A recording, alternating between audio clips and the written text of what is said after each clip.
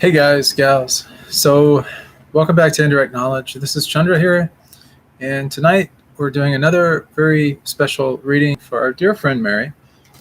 And Mary's got another question for us that she would like answered. And so we are going to get to the bottom of some stuff for her. So, what is the situation? What's going on here? Well, to begin with, there's this lady, and she's from Mary's old building. She keeps asking people about her new address because it's the same company owns this new building as that owned the other building that she was living in as well. So it's like this lady kind of has it out for her. Maybe is trying to get things going.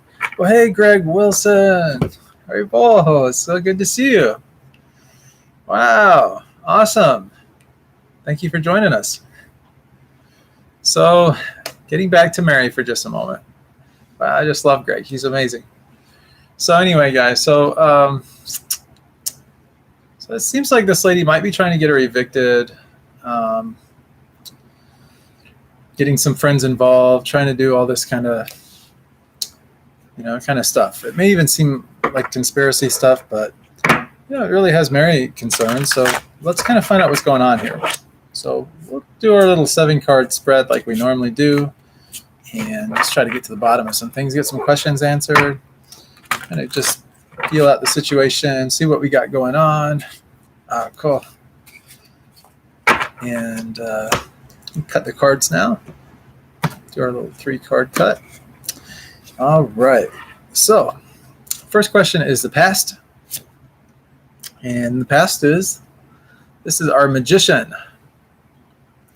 The magician has all the tools, all the resources, everything at his disposal. He's a master of the cups, the wands, the pentacles, the swords.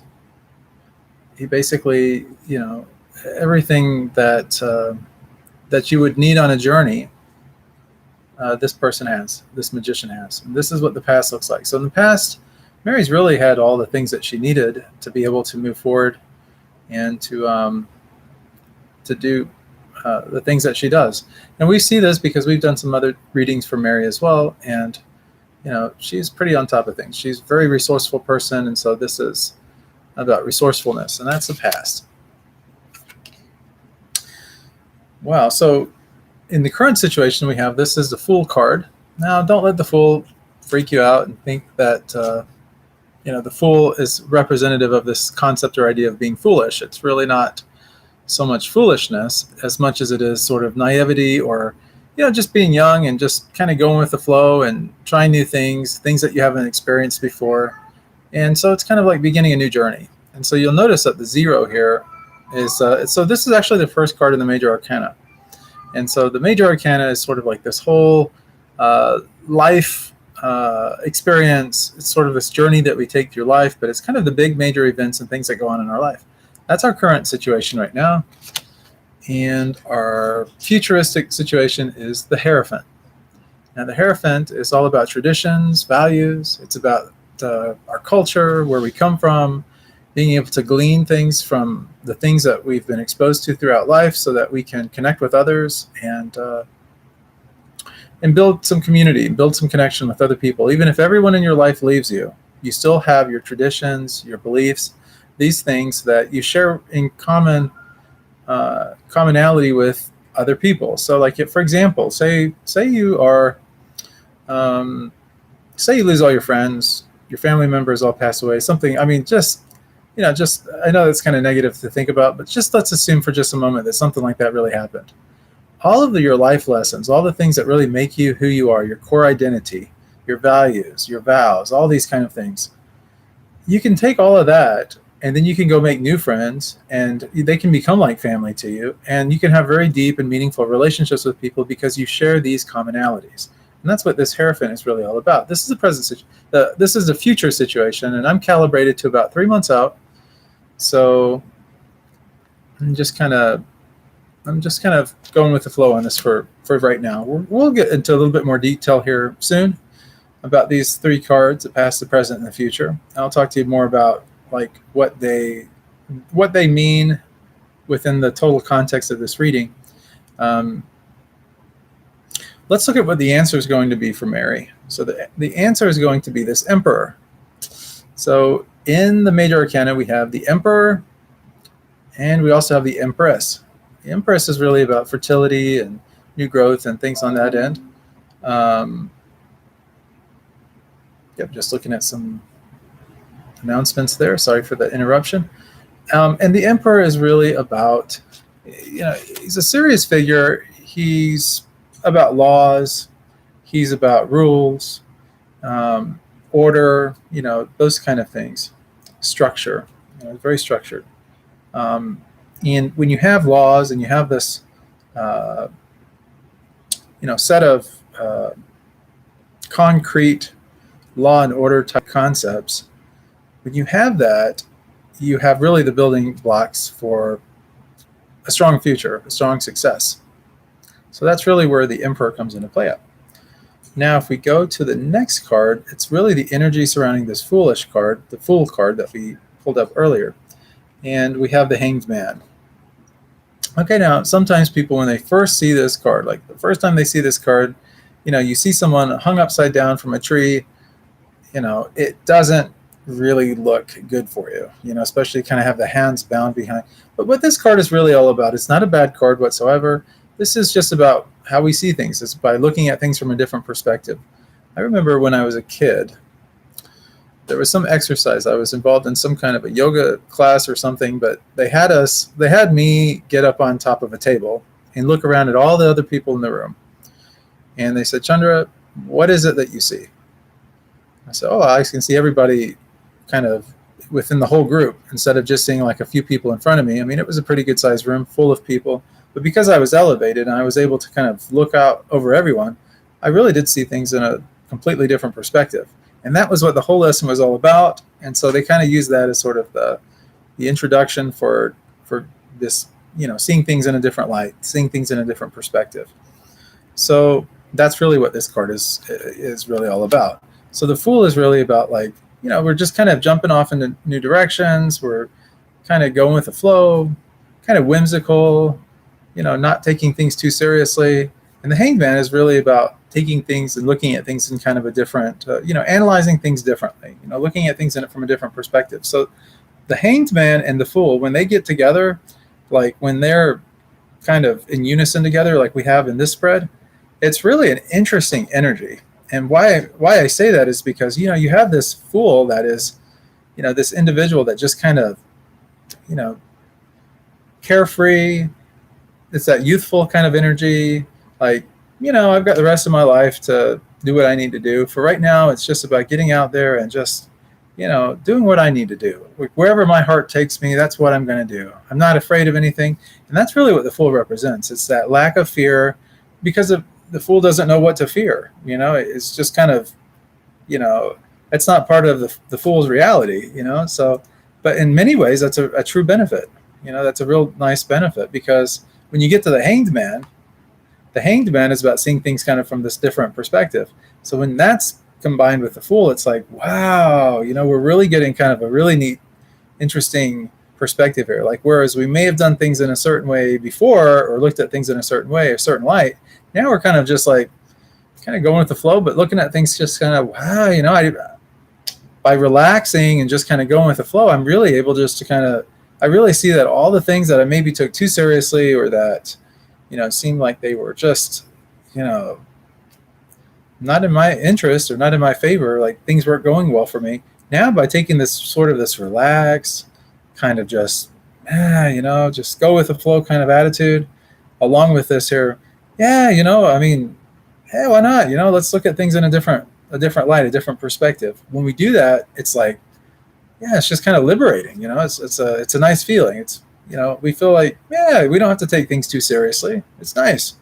And then later on, the Hierophant comes back into play, and the Hierophant is all about, and then we have the Emperor too. And so we have the Hierophant, and then we have the Answer card, which is our Emperor.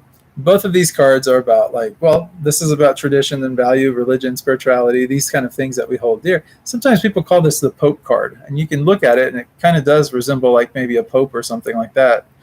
And then the emperor, of course, we know what emperors are all about. They're about laws and orders and the kingdom, and you know what the emperor wants, the emperor gets. So we don't really defy the laws of the kingdom, or the rules, those kind of things. We have to comply, is a good way of putting it. We have to do what we're supposed to do. We have to follow these rules, and we may not like it, but the rules are in place for a reason, and that reason is so that we have a strong society, a strong foundation, a strong way of carrying on collectively, and that's what the emperor is all about. For the individualist, however, for the person that likes to kind of, go out on their own, when they're going out on their own and stuff like that, they're not really so much. Maybe they're oblivious to what the rules really are, And so sometimes we get that wake up call, like, you're not allowed to do that. And I'm just like, oh, dang it, or got to cite you a ticket because you were speeding. I didn't know that was the law. Well, now you do. And so it's sort of like sometimes we have some hard lessons we have to learn, and that comes from the emperor. And but the Hierophant keeps us kind of in line with our values, our identity, our core identity, and really kind of our nature, our personal nature, our natural tendencies. So anyways, let's go on and look at really where Mary's at now with all of this thinking and everything, like where she's at. Okay. Wow, it's like this is such an amazing spread because now we have the justice card. So we're just talking about law and order and rules and regulations and doing things, and now we have justice, which is all about the same exact thing. So justice teaches us the importance of changing our actions in order to get different results. So if we're doing something and it's not working for us, the key is try something else. What do they say? If you keep doing the same thing over and over again, that's like the definition of insanity. Well, it can be. But justice picks up where fortune. If you guys remember the fortune card, the Wheel of Fortune, justice picks up where fortune leaves off, and is really the answer to, are you willing to change your actions in order to get better outcomes? And so that's really kind of where Mary's thinking is. She's like, okay, what do I need to do in order to, change my results? I've done things in the past that didn't get me exactly where I wanted to be. Maybe not put her in a bad situation, but now, things always have this tendency of cycling back around, circling back around. And as they do, have we learned our lesson? What are we going to do differently now than what we did before? So that's really the advice that justice is giving us in this particular spread. We're getting a lot of this law and order stuff, and that's completely relevant to our question. This lady Lynn that's keeps asking people for her address, that's trying to sabotage her, trying to get her evicted, kind of has it out for her. Let's look at the outcome card. Hey, Kesha Butts. Yep, you can get a reading if you like. Just tell me whatever you would like to know, and I'm almost done with this reading, and then I can work on yours. Sure. It's nice to have you in the chat there. So, okay, so we were just... Is this fate or what? Okay, what do you guys think the next card is? What is really the outcome card? This is the Wheel of Fortune. We were just talking about this card. So,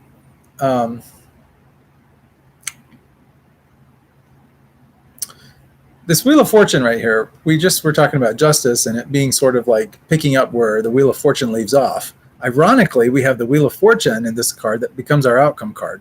It's about what goes around comes around. So that's the karma card. So, our actions have consequences, good or bad. And karma is really about cause and effect, basically from the actions that we perform. So with this card in mind, the outcome is really going to be, most often the Wheel of Fortune is like when something falls in our favor. So I can tell you right now, because you guys are probably all wondering, because I've kind of beat around the bush a little bit with this particular spread. I haven't really leaned in one direction or another direction to kind of insinuate what the answer to this actually is. Cool. Kesha's got us a question here. We'll talk about this in just a second, Kesha. I'm almost done with this one, and then we'll pick it up for you. Thank you for your question, though. So for this here particular spread that we've got right here,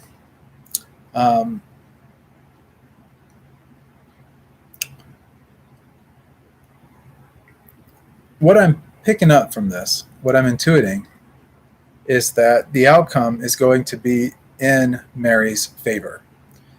How do I know that? Well, to me, it's kind of evident just based on the cards themselves. We have the Emperor, which is all about, law and creating order. We have the Hanged Man, which is all about looking at things from a different perspective.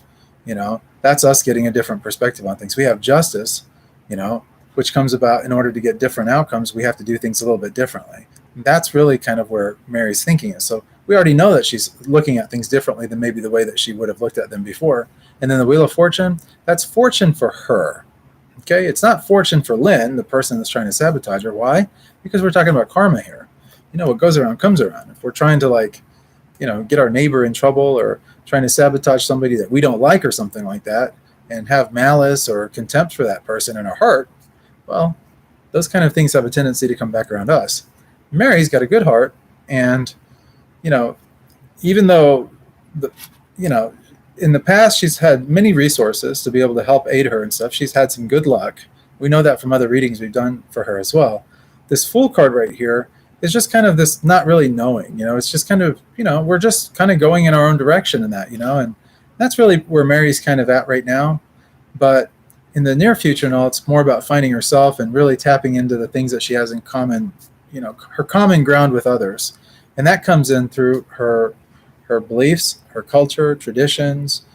It could just be as far as simple living and high thinking, or just having this spiritual understanding kind of supersede or overshadow like the illusion of materialism or material nature, which is essentially loss and gain.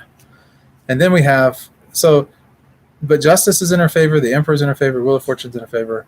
She's looking at things from a different perspective. But the answer to this Wheel of Fortune is going to be the law. And the law is on your side, Mary. It's not on Lynn's side. If anything, she may be breaking some privacy laws, and that's something that you might want to investigate or explore a little bit, just as an FYI to kind of assist you in this. That's what the Emperor is telling you right now, is that if anybody's in the wrong here, it's not you, it's Lynn. And so we need to kind of, get this situation straightened out. And the way to do that is by being true to who you are, understanding that the Emperor's got your back. The Emperor's all about the law and order, these strong ingredients for creating a long-lasting foundation, a good living situation, having things done in the right way, and of course looking at things from a different perspective. So you may need to look at things a little bit differently than the way that you're kind of seeing them right now. And what I'm saying by that is actually see things more in your favor than in Lynn's favor. Okay? So what I'm saying is if you look at things and you see things like, well, is she, am I going to get evicted? Is she going to do this? She's such a strong person. She's such a strong influencer, this, that, and the other. Kind of rethink that thinking for just a moment. For example, instead of thinking, Lynn's out to get me, think about this. Who has the upper hand here? You or her? And I'm just going to suggest here, and it's just a suggestion, I'm going to suggest that you have the upper hand because in my mind, Lynn is breaking all kinds of protocols here. She's definitely not a friend to karma, at least the kind that brings us good results, So, there's that energy and stuff like that. That's what you're picking up on and sensing. And it could just be some of the naivety of the situation that you're in right now. And that's okay. It's okay to sometimes, dance to a different tune, so to speak, kind of metaphorically speaking there. But in the end, you will get the more favorable outcome, and everything will work out in your favor as far as this goes. So anyways, I hope that this reading, Mary, has been very helpful to you. Thanks again for your question. If you have any, if you need any follow-up or you need anything else, just let me know. I'll be happy to help you any way I can. Now let's turn our attention for just a moment over to Keisha Butts. So Keisha says, okay, so today me and a friend were supposed to go out and have fun with her boyfriend and my boyfriend. And, they are both brothers. And when I texted her, I kept asking, was she ready? And she kept ignoring her. She kept ignoring Keisha. So Keisha says, now she's posting how fun it was. So what is the truth behind this, or what am I blind to see? Well, we're going to find that out. These are always kind of interesting reads when we have situations where especially when they involve friends and family members and brothers, and it's really interesting. And so this is such an interesting thing. So Keisha's boyfriend is um, the brother to her friend's boyfriend. And if I'm understanding this, oh, she just wants to see what she's not seeing. She's posting how fun it was and everything and what have you. So let's find out, like, why exactly was she ignoring you? That's something to kind of get a little clarity on. And then, is she just, what is really going on with this friend of yours? Let's find out. So we're just shuffling the cards really good. Now we're just going to cut the cards. We'll do a little reading on this. So we're going to do the past, present, and future. We'll look at where the answer is. We'll look at where the energy is surrounding the current situation. We'll look at where Keisha is mentally and stuff. And we'll also look at where, as far as what she's thinking or where her mindset is as far as the circumstance is concerned. And then we'll look at really what the outcome will be moving forward with this situation. So the first card we have is, this is the past, and this is about charity. Yep, you can see that in this card. Charity is really prominent here. This is a Six of Pentacles. Pentacles are about groundedness, materialism. If you're a Capricorn, Greg Wilson. No, I'm just teasing.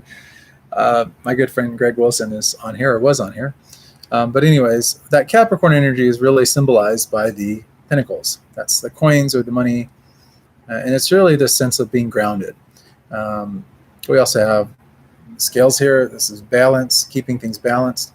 And this is balancing out our charity. So you notice like both the person doing the giving and the person taking are both very happy because they're both doing it from the heart. They're very grateful. This person is very grateful and very happy that they're being taken care of, that they're being provided for through this person. And then through this instrument, so to speak, instrument of God or instrument of fate, whatever you want to call it. And then this person is really happy that they're able to take their abundance and be able to share it and help other people out. And they're both doing it with love in their heart. And that's a really positive thing.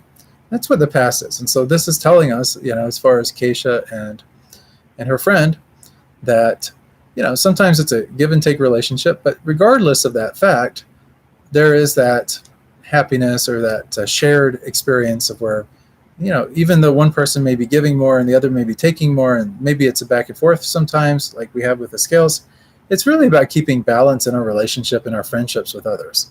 And that's what the past has really been. So that's really probably a lot of why Keisha and her friend have been. Yeah, thanks, Greg. I love that. So this card right here is kind of showing us kind of where the relationship has been. Let's look at where it is right now. So right now, we are with the Ace of Swords, and the Aces are usually about new beginnings. It has a lot to do with new beginnings. We see some growth right here. We see that, and swords are about mental things, things of the mind. And so this is like kind of like new ideas, new thoughts coming to us. We have the proverbial hand here. We have just a lot of symbology here and all, but by and large, what this card is essentially saying is that we're having new thoughts or new ideas or new revelations about this relationship and the way things have been going.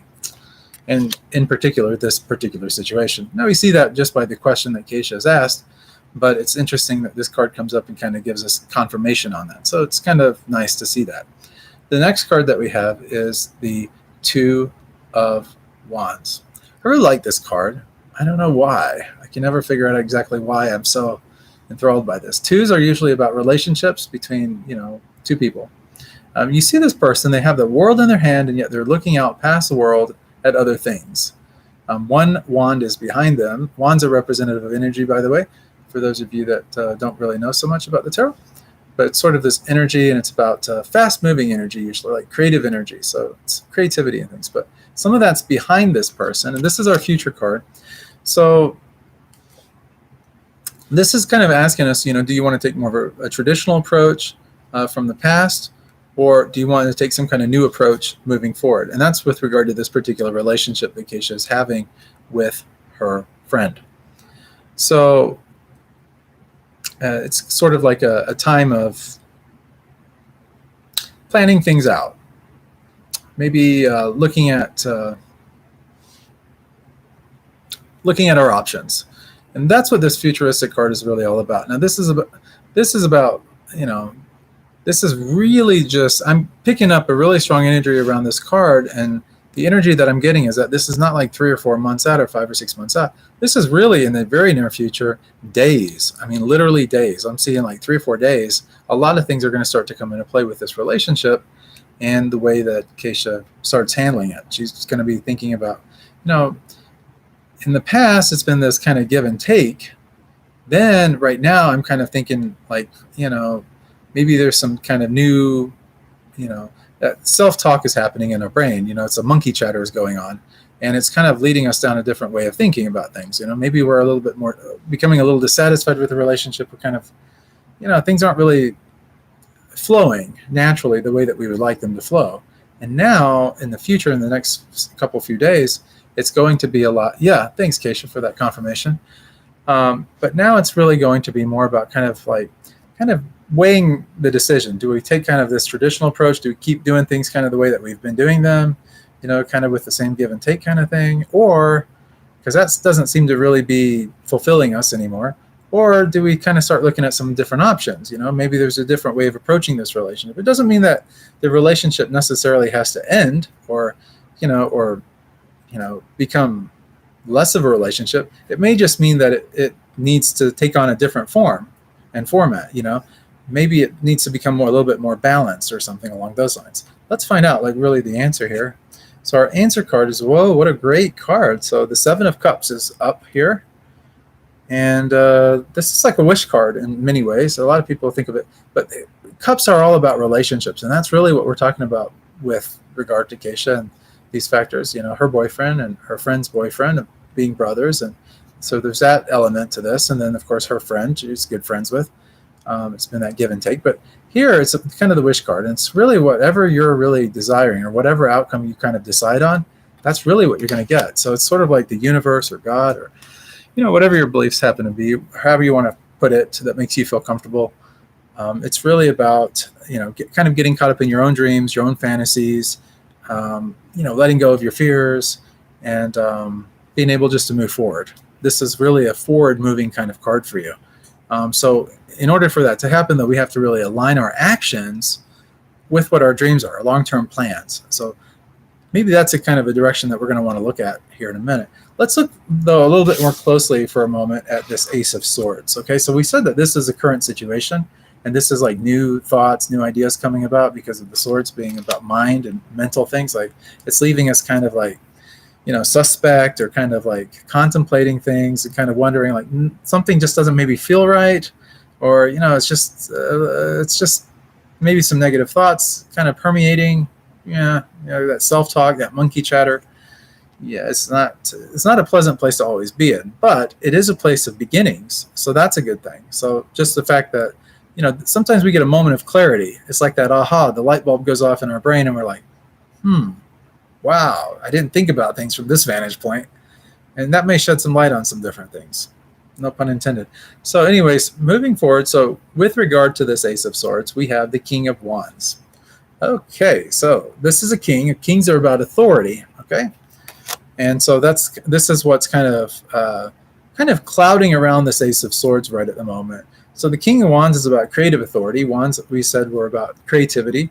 And it's kind of this visionary type personality. The king, this particular king, is a visionary. He sees things kind of like as an entrepreneur would see things like with business. Be able to see some insights that maybe other people wouldn't be able to recognize or understand. Kind of like that visionary, kind of that type of thing. And this particular king is really good at getting those ideas out in front of his public or in front of other people, and by doing that, this particular king gets people really excited and kind of revved up, can kind of like get things moving, and that's what this creative energy, this wand, is really all about. It's like kind of fast moving, like it's like, what's a good word for it? It's sort of like hype. Hype is a really good, this king is a king of hype. he can hype you up. He can get you like feeling a certain way. He can get you behind his ideas. You forget your own ideas and your own way of doing things when this personality comes into play, right? We know people like that, right? But anyways, this is the energy that's kind of surrounding this Ace of Swords right now. So we have some other energy in this relationship, in this here. We have the two brothers, the friend, and then of course we have Keisha. And within this dynamic, someone is kind of bringing forth sort of this energy, this kind of like getting people kind of on board their, this person's like the alpha personality, but in a nice way, kind of in an authoritative way. That's what this king is really all about. We're seeing that kind of in the present moment. Let's look at where Keisha is as far as like her mindset and where she's looking at things and all this kind of thing. Well, this is a Judgment card. So the Judgment card is really cool. It's about revelation. It's about things becoming revealed. And that's really what Keisha is hoping from all of this. It's just, what is, let's get to the bottom of things. Let's get down to the mystery. Let's cut to the chase here. Let's get some resolve on this, And, if there's guilty parties or if there's people messing around or playing mind games, that kind of thing, let's get that out, in front, and center so that that person becomes exposed and stuff, so that judgment can happen and so that we can put this thing to rest. And that's really where Keisha's mindset is at with this. So this is like sometimes thank you, Keisha. Yeah. So this is really about reconciling the past. Okay. We have this here situation. We've had some things in the past that have been a little tricky for us. And it's really, teaches us, reconciling the past is really our opportunity to let go of regrets, fears, anger, hurt, and really just everything that holds us back from moving forward in a really positive direction. Now, let's look at the outcome to all of this so we can make a little bit more sense of things. Well, what do you know? Just like we had in Mary's reading before, this same card has surfaced again. And I shuffled the spots off of these things, I promise you guys. But this is the Justice card. And Justice is not blind. Notice that Justice here is not wearing a blindfold. Like some people say that Justice is blind. No. This particular Justice card is all about getting things out front and center.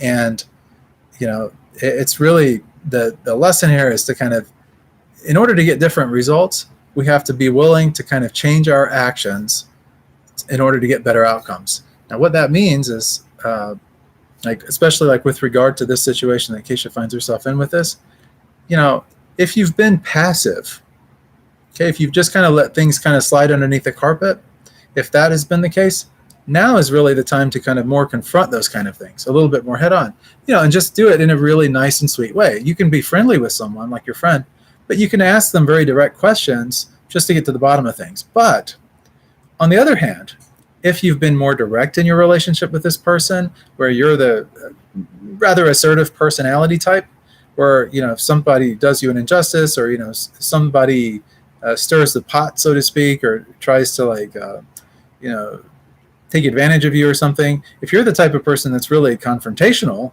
that's all about being assertive and just getting to the bottom and putting those things out there, now might be the time to take a little bit different approach, a softer approach, maybe a more passive or more indirect approach. And if that's the case with this situation, that would be the advice that this Justice card would be telling you. It's about just kind of looking at things a little bit differently and doing things, modifying your actions in order to kind of get to the bottom of things and to get a better result. And I think if you do that, your friendship will be intact. I think your friendship with this person and all, even though it may be a little bit like in your mind, you're thinking, I don't know if this is really a good friend or not. And you may be having some doubts. I'm going to put it out there that with this Justice card here, and with this idea of doing things a little bit differently, or maybe kind of picking a different approach, I'm thinking that maybe this relationship will stay intact, but maybe just the dynamic of the relationship will sort of change. And I think that's really, when we go back to this, Two of Wands, we were talking about taking a traditional approach, remember? And we were also talking about maybe taking more of an unconventional approach, maybe a newer type approach to handling this situation, in terms of how we communicate. Justice is really telling you a lot of the same thing. Justice is putting it out there for you, like, what? Justice will happen. I mean, what goes around comes around, as long as you do things in a nice way, nice results will come your way. this is also about saying, well, what do I do? Do I take a more traditional approach? Do I go back to kind of like what I've always done before? Or do I do something a little bit differently? Do I kind of like, nothing says that your past behavior, your past patterns, we're predictable by our patterns. Think about it like this. We repeat things so much, right? We have our different ways of handling things. We're conditioned souls, and that's like our conditioning is based on our identity, who we are, our beliefs, how we grew up, our culture, those kind of things. And those are the kind of things that, because of those patterns repeating themselves, we become very predictable human beings. People just, they know, okay, this is what this person is going to say, or this is what this person is going to do in this particular situation, because history repeats itself. We keep having these repeated things. And if this is the case, Keisha, with your friend, if this is a new behavior for her, it's unpredictable, what would you think would be the key? The key would be yourself to take a completely different approach. Don't be predictable, like think a little outside the box with this, and you'll get a different result. And that's what this two's about, relationships and all. But this is about choosing how you approach things, It's like, do you take a traditional approach, what's been done in the past, indicated by this one right here? Or do you kind of maybe take a different approach, like look at things on a more meta level or above, like I was talking about before in the previous reading, where that yoga teacher had me get on a chair or a table or something like that and look around the room. I was able to see things from a different perspective. Do we take a different perspective in this case? Do we switch up our behavior and just kind of, think to ourselves, if I do something a little differently that's unexpected, this person's not going to be able to get a read on me. They're not going to be able to take advantage of me. But if you do certain things and people continue to take advantage of you or continue to be the takers and you're the giver, then what tends to happen is that tends to cycle back around and it keeps repeating itself. Sometimes, though, like with the advice in this particular spread, it's about, you're going to get, because the answer card is really here. The answer card is, sorry, I hit a button. The answer card is here. This is all about the relationships, and you can make the relationship whatever you want it to be. It's like the cups are saying, your wish is my command. And I mean, some people might see the serpent as negative. Some people might see this as kind of being in the blind. Some people might see this as like, okay, this is what I'm desiring. And there's victory, like, there's all these kind of things. There's wealth, and then there's, the high, being up on the high hill. So it's whatever you're desiring is ultimately what will come about. This is a very spiritual card, actually. The sevens in numerology are really about spirituality and kind of more the divine nature and things. Okay, so Keisha has a follow-up here. She says, and when I told him that she was ignoring me, he didn't seem too surprised, as this was sort of like kind of a third-party thing. And yeah, I definitely picked that up. I can definitely, so I'm really seeing this. I feel like I'm really connected to this. And like I said, within a few days, like 3 or 4 days, maybe even 2 days from now, but 3 or 4 days, I'm really kind of feeling more closely aligned with that 4-day kind of window, that you'll start to, especially like after doing this reading, I think already probably the wheels in your mind are starting to turn a little bit, and you're starting to think about how you really want to start approaching this. And, it's always a good idea to kind of sleep on things and not get too emotionally stirred up in what's going on immediately. Sometimes these kind of events have a short window of opportunity to have an effect on us. They're not long-term effects. So, you might get like maybe a little tiff, or you might get there might be a little friction going on in that relationship, but as quickly as it happened to bring about this kind of situation is as quickly as it will resolve itself, and you'll move on and it'll be a completely different thing. That's what I'm kind of feeling like with this relationship. I don't think the relationship will necessarily come to a complete and utter end, like two good friends, parting ways because of, a little indifference here and there. But I do think that this is really a telling message for you in particular, of just kind of like, maybe you want to kind of think about how you're actually working with this person. Maybe there's a better way of kind of handling the relationship. Instead of the give and take, maybe there's a more balanced approach. I mean, we are talking justice here, and justice is about, we have the scales, which is about balance. This is a very kind of a Libra type energy. And Libras are really about like, not really so much taking sides, but being able to see things from both sides. And that's really what justice is really kind of, is doing. But like I said before, justice, it picks up where fortune leaves off. And so that's really what I'm picking up. But I see a happy ending here. I don't see a negative ending. Maybe a little tension, a little frustration, but I think everything will be good. Well, hello, VG. It's good to have you on. Guys, if anyone else has a question or anything like that they'd like for me to do a tarot reading on, I'd be happy to do it. We have a little bit of time here. I don't have too much to do as of yet. I've been, my little duties today have taken me into more of a physical realm. I've been building steps today, something that I haven't really done before. And so I was working with someone who was a carpenter. This person is a senior person, and they have a lot of knowledge. And so they were kind of imparting this knowledge to me. And so it was really kind of a, oh, sure, Keisha, please ask another question. Sure, we have time. No one else is, so let's definitely, yeah, please do. I'm shuffling the cards right now in anticipation. Yeah, it was kind of fun to be outside a little bit and all. I think I might have got a little bit of sun, but it was a little warm outside, but it was just something gratifying about being out there. Thank you for the hearts. It was really a kind of a sweet energy today, though, to be able to have a fellowship association with others.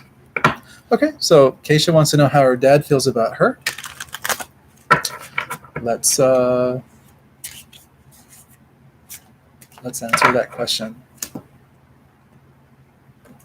We'll look at the past, present, and future, just like we did before, and just kind of follow suit with the way that this really does. I think this will give us a good perspective on things. So, in the past, in the relationship with Keisha and her father, wow, this is a very interesting card. I would not have it.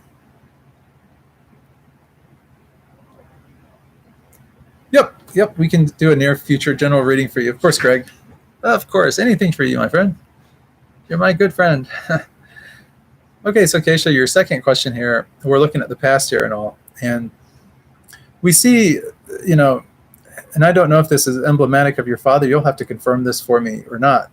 But this is what the card is telling me, and the card is really, this is the Eight of Pentacles. Now, when we think of eight in numerology is usually about material wealth or money or work or things in that nature. And what you see on this card is you see a skilled tradesman who is really working on improving their success, their measure of success. And so what I'm picking up as far as the energy of your father goes is that this is a person that is about refining their skill set, their processes, and really focusing a lot on work.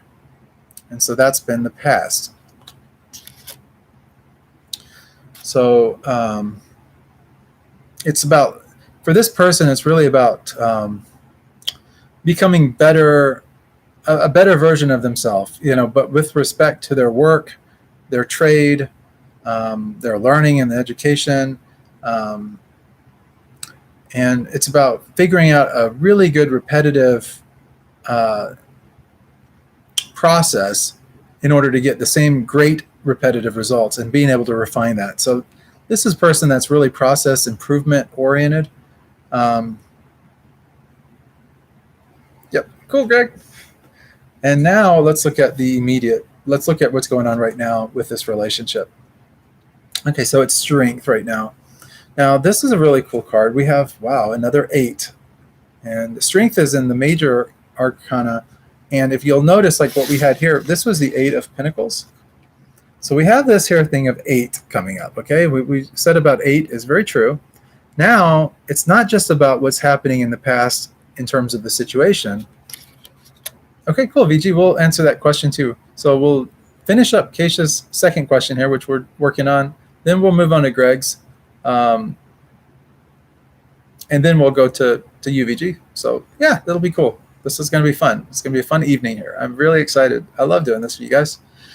So, okay, back to what we were talking about. So this 8 is coming back again, and that's in the the present moment. Now, 8's about, it's about materiality, it's about groundedness. Oh, thanks, Fiji. And so this, if you look at this person, she's able to pacify this wild lion. Now, lion is really a Leo energy, and it's emblematic of the wands. Okay, so we think of the wands, we think of that fast-moving energy. It's kind of like a raging fire that burns out of control that you just can't put out, and it takes a lot of work to. Once you get it going, it's really hard to control it. But what's really nice about strength is that she's really the symbol of being able to affect people in a way that kind of tames them, kind of calms them down, kind of pacifies them, or brings peace to them. And it's, I go back to the Bhagavad Gita about, for one who has conquered the mind is the best of friends. For one who has failed to do so, the mind will be the greatest enemy. And it's really about that. It's about letting a lot of this stuff in our mind that causes us this wild, rambunctious thinking, to let it go and to let it subside. It's about, it's almost like this is a very meditative. Strength is real. In order to be strong, you have to be strong-willed and strong-minded. And that's really the energy, at the current moment, your father is a very strong-minded person, You're also strong-minded too, though. Like, I'm picking that up, and it's almost like there's a sense that you know how to handle him in some ways. In the future and all, we have the King of Pentacles. So again, we have money, and this time authority.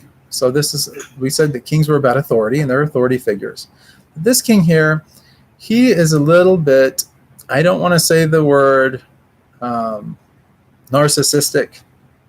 I don't really want to go down that path too much, but he's a little bit of a narcissist, this guy, not judging or anything, but he is just a little smug, like he knows that he's got things under control, and that he can control the chips, and that he can make the mountains move if he wants, and he doesn't have to do much to make that happen. But he's a very, he's very secure person, he's very secure. And that's where security and things will come into play with this, with your father and stuff. So with you, in regards to your father, I think he's thinking about your well-being moving forward. Sometimes he might come across as being somewhat of a narcissist, perhaps, like, I have a very proud father. Let me just put it to you like that. So this is maybe stuff is coming out of me from that, which I'm trying to be very objective about this reading. But my father was a chartered accountant in Mumbai, and he was really good with math, and he was just, I don't know. Anyways, he a little bit of a materialist, but he was really good at what he did, and kind of reminds me of kind of that same energy that's coming out in this here reading and stuff like that. So maybe we share commonality. I don't know. Yeah, thanks for that. Thanks, Keisha. So now let's move on to really what the answer to this relationship is. What's really going to be the key? Okay, well, not what I expected necessarily. So we have the Five of Pentacles. Again, we have Pentacles. It's all about this. So I want you to think of this card as sort of like a mountain, okay? Before we get to the fives, because fives is kind of in the middle. We have 1, 2, 3, 4, 5, 6, 7, 8, 9, and 10.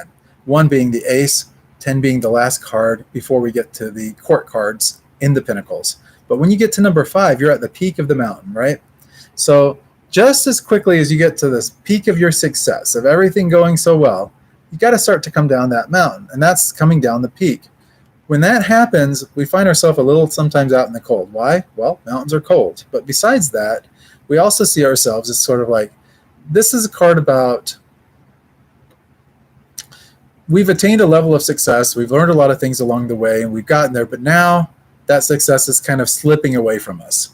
Okay, so we're, it would kind of be like, yeah, Gloria, you can ask a question. I've got like about maybe 3 people in front of you, so it's going to probably be a little bit before I can get to you, but yeah, we'll definitely get to you, no worries. Yeah, thanks for joining us. So, but with this, we've got the coins here, all about material things. So this is about like our, this is about the sure-footed, coins are about the sure-footed Capricorn goat. They have that kind of that security dimension to them, material nature to them. But when you get this, the sure-footedness is not so sure-footed. So the hooves or the feet of the goats are kind of like, oh, cool, thanks, Gloria. Thanks for that. Yeah, please ask your question, though. But when you get to this card here, it's almost like, oh, my security blanket has been kind of taken away from me, and I'm kind of out in the cold a little bit. It's a little chilly out here. What's going to be my fate? And so we have a tendency to kind of think negative when this comes about. And the reason we think negative is because, well, everything was going so great, and now it's like, well, things are not going so great.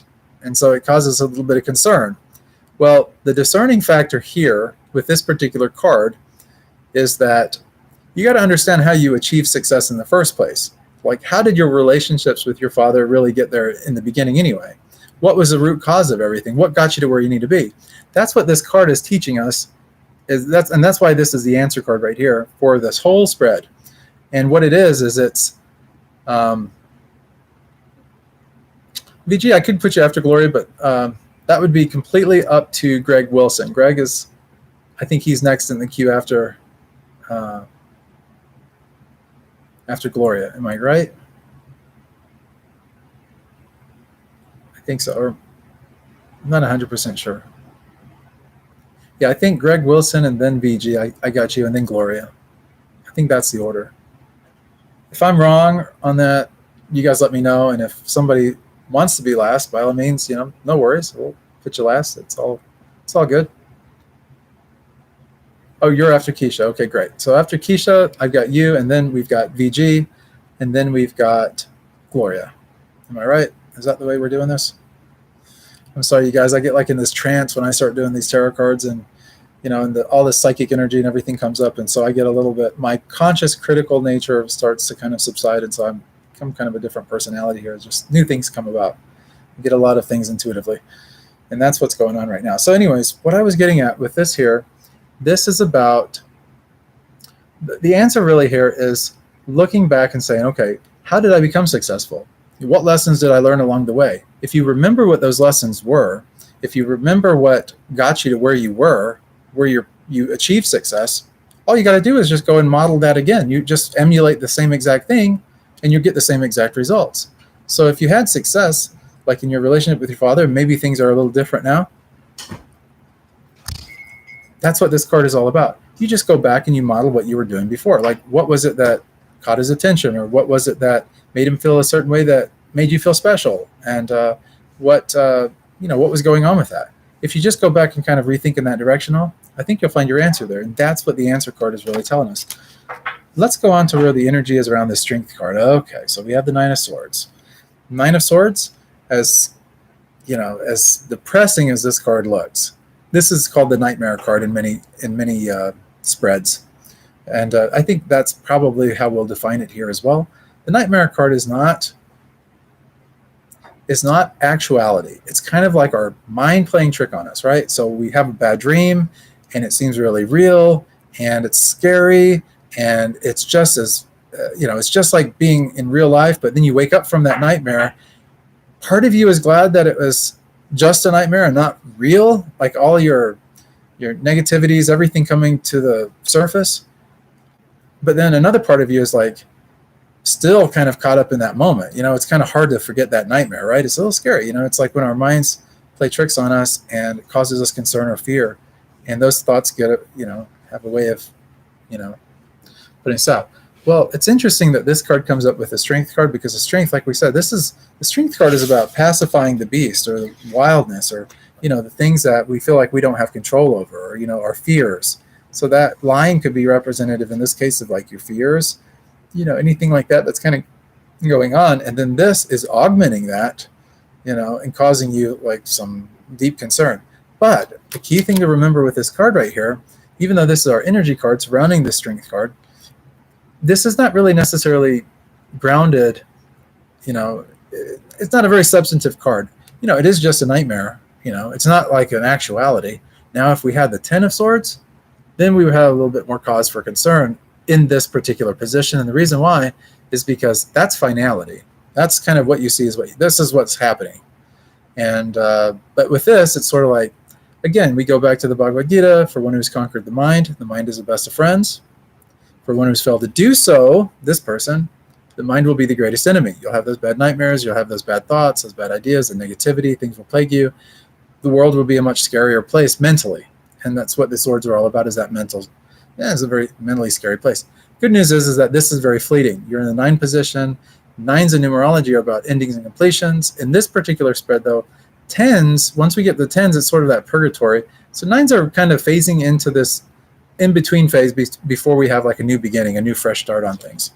Let's see. 1, 2, 3, 4, 5. The next card is really kind of where Acacia's at with regard to her father and her thinking and stuff. It's really this justice card. Law and order, rules and regulations, justice not being blind.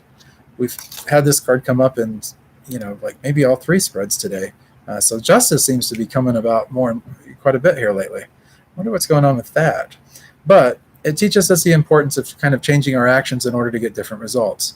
So like I said before, our answer card was, and some people really really get a depression when they see this card. It's sort of like, oh no, I don't want this for my future. Well, in this particular spread, it's not the future card. This is really the answer card. The coolest, I think this is probably the best place. If you're going to have this card in the deck, this is probably the best position to have it. And the reason I say that is because it tells you, okay, you know what? Where did I go wrong? What mistakes have I made? And what can I do to get myself back on track? That's where your thinking needs to be. Don't just accept defeat and say, okay, well, it was a good run. Things were great. The relationship was amazing with my dad once upon a time, but now maybe he's not paying attention to me anymore, or maybe he's just too involved in his work. Seems like he's been involved with his work a lot like my father was involved in his practice, his own business and that. But anyways, when we get to this, it's like, it's this wake-up call. It's not, don't be thinking like, things will never be the same. No, they very well could be, or you can at least repair that relationship or get it back on track or get it to a more loving, peaceful place, and that's what that's about. Acacia just wants justice. She wants fairness in this relationship, and that's what this justice card is telling me. That's where her mindset is. She wants balance, she wants to be able to live her life and stuff like that, but she wants her father to be proud, she wants her father to recognize her and to have faith in her and all these kind of things. And likewise, she wants to be able to do that for him as well. Of course, in the near future and all, just so we have this kind of, this is a narcissist king right here. He's a little schmug, he's he's achieved a level of material success, and now it's maybe kind of gone to his head a little bit too much, and he's the authority figure, so you can't really upset him. But at the same time, if you placate him and stuff like that, I think he's already got enough people placating him as it is. So I think if you shoot him straight and just kind of be genuine with him and stuff, it'll be a good situation for you. And you will get this justice that you are wanting. Let's look at the outcome. Dun, dun, dun. So the outcome card is the Fool. I didn't see this one coming. I really didn't. But it doesn't surprise me now that it's out here. The Fool is the very first card in the Major Arcana. This Fool card right here is about just, we've got to live our life. We've got to go into our own direction. We've got to be the person that we are. We've got to be true to our own nature and everything like that. And the outcome is really freedom. And that's what this is symbolic of in this particular spread. This Fool is not a foolish person. It's a person that's free to have their life the way that they want it to be. And so what this spread is basically telling me in a nutshell is that your father's past, present, and future, like where he's at, like where his thinking is, it's been about groundedness, figuring out the processes, figuring out what works, replicating success in order to leverage success. And now he's to a point probably where he's doing pretty good, and he's just headed in a very good direction financially and, materialistically, and in terms of being in control of his life and all of these things going on. And he's feeling pretty good. He's feeling pretty good. And with that, it's a all-encompassing kind of feeling. So you got to think outside yourself for a minute and just kind of think kind of where he's at, like not just with regard to you, but with regard to all the things going on in his life.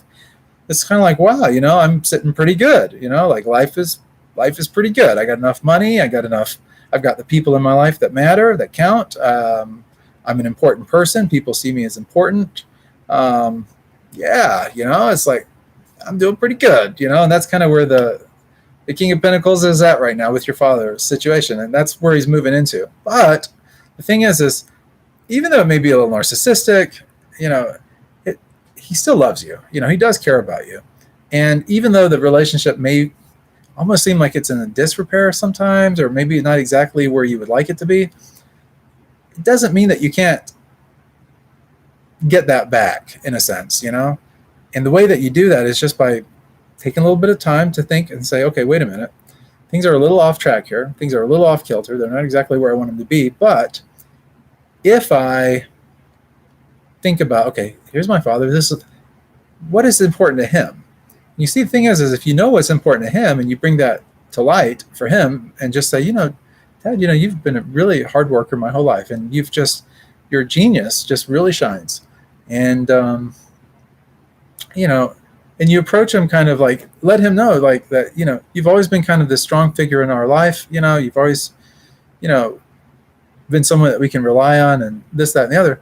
You kind of play into kind of where his thinking is, and if you do that and you approach it in kind of a nice way, I think you'll be surprised by the results. I think, he'll be more encompassing around you. You got to be careful with narcissists in general. I'm not suggesting that your father per se is a narcissist. I've heard it said statistically like 1 in 3 people are narcissists. And, I'm not an expert, so I can't really direct you on that per se. But what I would say is that, sometimes people, like narcissists, will do a lot of gaslighting, and that can really hurt relationships often. And that gaslighting is like they kind of put the blame on you, and it's their own insecurities and things. And you'd be surprised, like some of the most successful people in the world can be very narcissistic and really afraid in the deep, dark recesses of their mind that they just have these insecurities like, what if I can't maintain this success? What if I can't do this? What if I can't do that? And that negativity kind of eats them up. And so to compensate for that, yeah, thanks, Laura, for that. What happens is a lot of times they go back and say, well, they blame the other people, or they make it seem like it's your fault, or, oh, you're just being petty. You don't take me seriously. Why? And that's the furthest thing from the truth, but they present it in such a compelling way, and they're so good at it, at that gaslighting, that we believe it, that we just tend to accept it. And then now we start to question our own sanity. We're like, well, maybe I am being a little unfair, or maybe, I haven't been paying enough attention to his needs, or, maybe I am too caught up in my own world, or maybe I am being petty, and all of these things that they're kind of putting onto you or making suggestions to you, whether they're doing it directly or indirectly, it does kind of have that impact on us, and it makes us feel a little insecure, a little shaken, and that can lead us to feeling like this, I mean, it really can. But what's the key, like I said, is go back into the relationship, think about how things were and why things were. Like, how do you talk to this? How do you communicate more effectively with this person? Kind of start there, and you'll start to see things. The nightmare or whatever has been going on with that relationship, or the negative sides of it, those things, they're just a nightmare. We find that out with the 9 of Swords here. And then, of course, ultimately, what is the desire? We just want fair and balance. We don't want, an imbalance of relationship. We don't want one person, getting all the attention and the other person, not. We want equality, and that's really what justice is all about. It's just we want to be taken seriously at the same time as we take other people seriously. Fairness, we just want fairness, and that's what it is.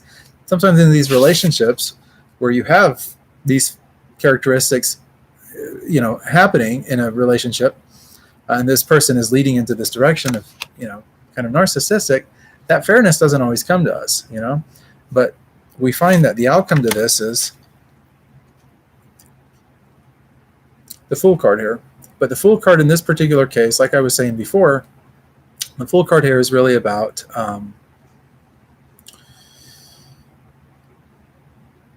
taking a different approach, but like just kind of going on a whim. But ultimately, this card is for you, Keisha. This is your freedom. And what is the secret? What is the key to your freedom? It's going back and looking and reanalyzing this relationship and finding out, okay, well, what did I do before that worked? Whereas what am I doing now that's not necessarily working? Use a little bit of psychology. And I think you're right on track with that. And I think things will work out really good. I'm not picking up any kind of negative things between you and your father as far as like the future goes. I see things like, in a really productive way. But I also see you going on to more independence also. And, you will get that justice and stuff that you're looking for. And so, but by and large, I think, it's going to be like not really even a reconciliation with your father, but more kind of like just a better understanding of where he is and where he's coming from and what's important to him.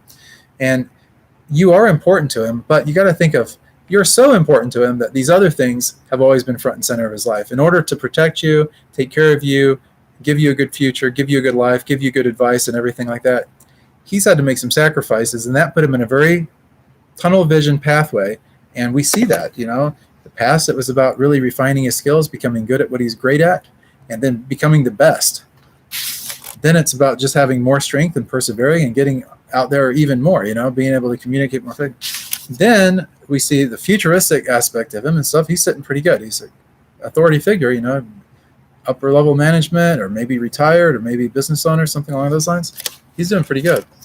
But why did he do all of this in the first place? It's to take care of his family, these other more important things that are behind the scenes, things that he's maybe not even that consciously aware of, or he's maybe consciously aware of them on a subtle level, but the day-to-day operations, the things that he's mostly focused on is, this material groundedness, sure-footedness, got to get things built up, got to be structured, got to do this. And he's doing that, but he's doing those things to take care of the things in his life that are the most important things to him, which is his family, you, and that's just, that's his nature. That's where he's at. So I hope that helps you a little bit, Keisha. All right. So let's see. Now,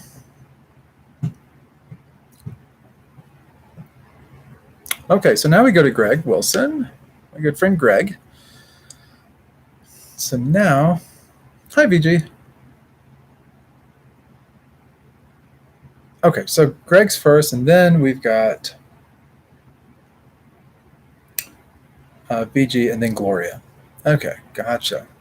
Okay, so Greg just wants a general near future reading. Those are fun. I love doing those. I'm just always excited to see what comes about. Just putting these cards in, like all of these cards, in different places throughout the deck, so that there's no... I don't want the same reading coming up more than once. But if it does, it won't be my fault. It's just, that's just the way the cards are sometimes. Like we see that Justice card coming up. What tarot deck am I using? I'm actually using a version of the Rider-Waite, and it's one that I put together. You can actually get a deck if you want. They're at indirectknowledge.com, but it's a very special. This is like the original tarot deck, and it's one that we put together. I pretty much put this thing together, but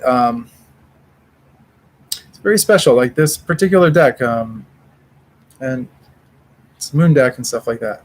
So my name is Chandra, and in Hindi, or rather Sanskrit, Chandra just means moon. Okay, so I have a brother. His name's Aditya, and in Hindi or Sanskrit, Aditya means sun. So he's 4 years my elder. But the moon is more like, secrecy, hidden things that are not so much revealed like by the light of day. My brother, he's like, what you see is what you get. He's all about confrontation. He's very less indirect. He's more very direct. And so our natures are different. And, we're very fitting by our names that I and Bubba put together for us and all.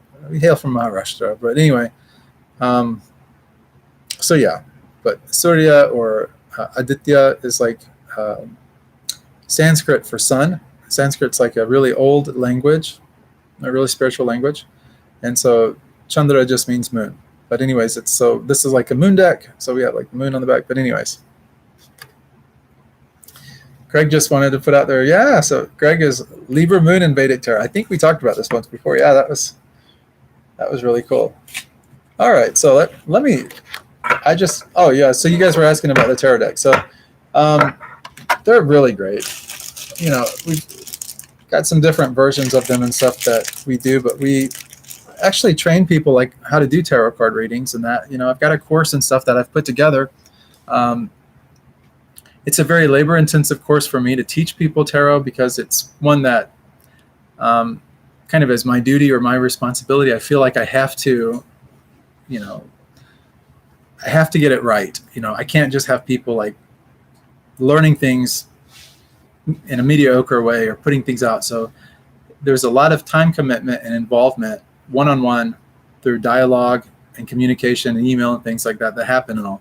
So I got the course price a little bit heavy. Okay. So I will say that for any of you guys that are watching, if you want to get it, for just a donation or something like that, I would be more than happy to do that. The only thing is that the actual tarot decks I have these printed up and they cost me, they're a little bit pricey, but they're like the highest quality cards that you can get because they are like this plastic so that you can get them wet. You can be rough on them, or put them in a bag or something like that. And they will hold their shape and they will last for many, many years. But that being said, because of the way that I have to get them produced and everything like that, my cost on them is like not quite $100, but right around that. So that's part of the reason why in the course, like if you get the course, I actually give you a deck of these cards included in with the course. But I do that because these are really great training cards to help you in mastering the tarot, and I have a whole system and everything that I run you through with it. But anyways, this is not a sales video or anything like that, so I'm not trying to persuade anyone to do this. But just because the question was asked about the cards, it's one that we do in-house at Indirect Knowledge. It's sort of like I think it helps with the learning process, and I've taught people tarot for a long time, and I just find that this particular deck works really good with teaching people and helping people. And the deck is naturally very intuitive. I get a really strong intuitive vibe, and they work really well for me personally.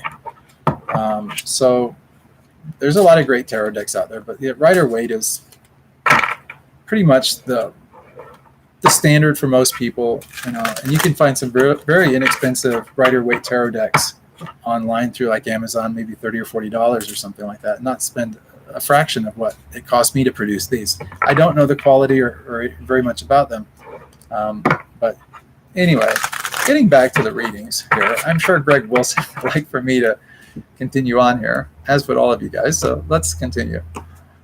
I want to get going, so. All right, so we just cut the cards for Greg. So now, oh, thanks, Gloria. Yep.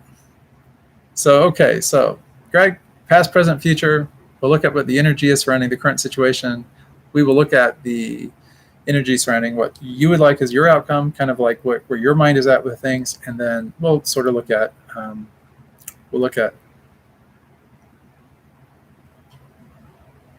okay, Gloria, yeah, we'll answer that for sure.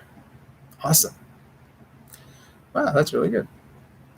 All right, so Greg, the past, you have the King of Swords. We talked before that the kings are about authority. Kings are court card, and it's like the highest court card in the deck. So if we go from like ace all the way through like a suit, like say in this particular case it's the swords. Swords are about the mental or the mind. Once we get to the end, it's from ace to king, and once we get to the king, that's really the highest court card in the deck for the swords. Kings are about authority. Kings are about creating foundations. So in the past, you have probably, more than likely, at least mentally anyway, according to this card and according to kind of what I'm picking up, you've been a person of foundations, like setting the stage for things, putting in the hard work up front in order to reap the rewards a little bit later on.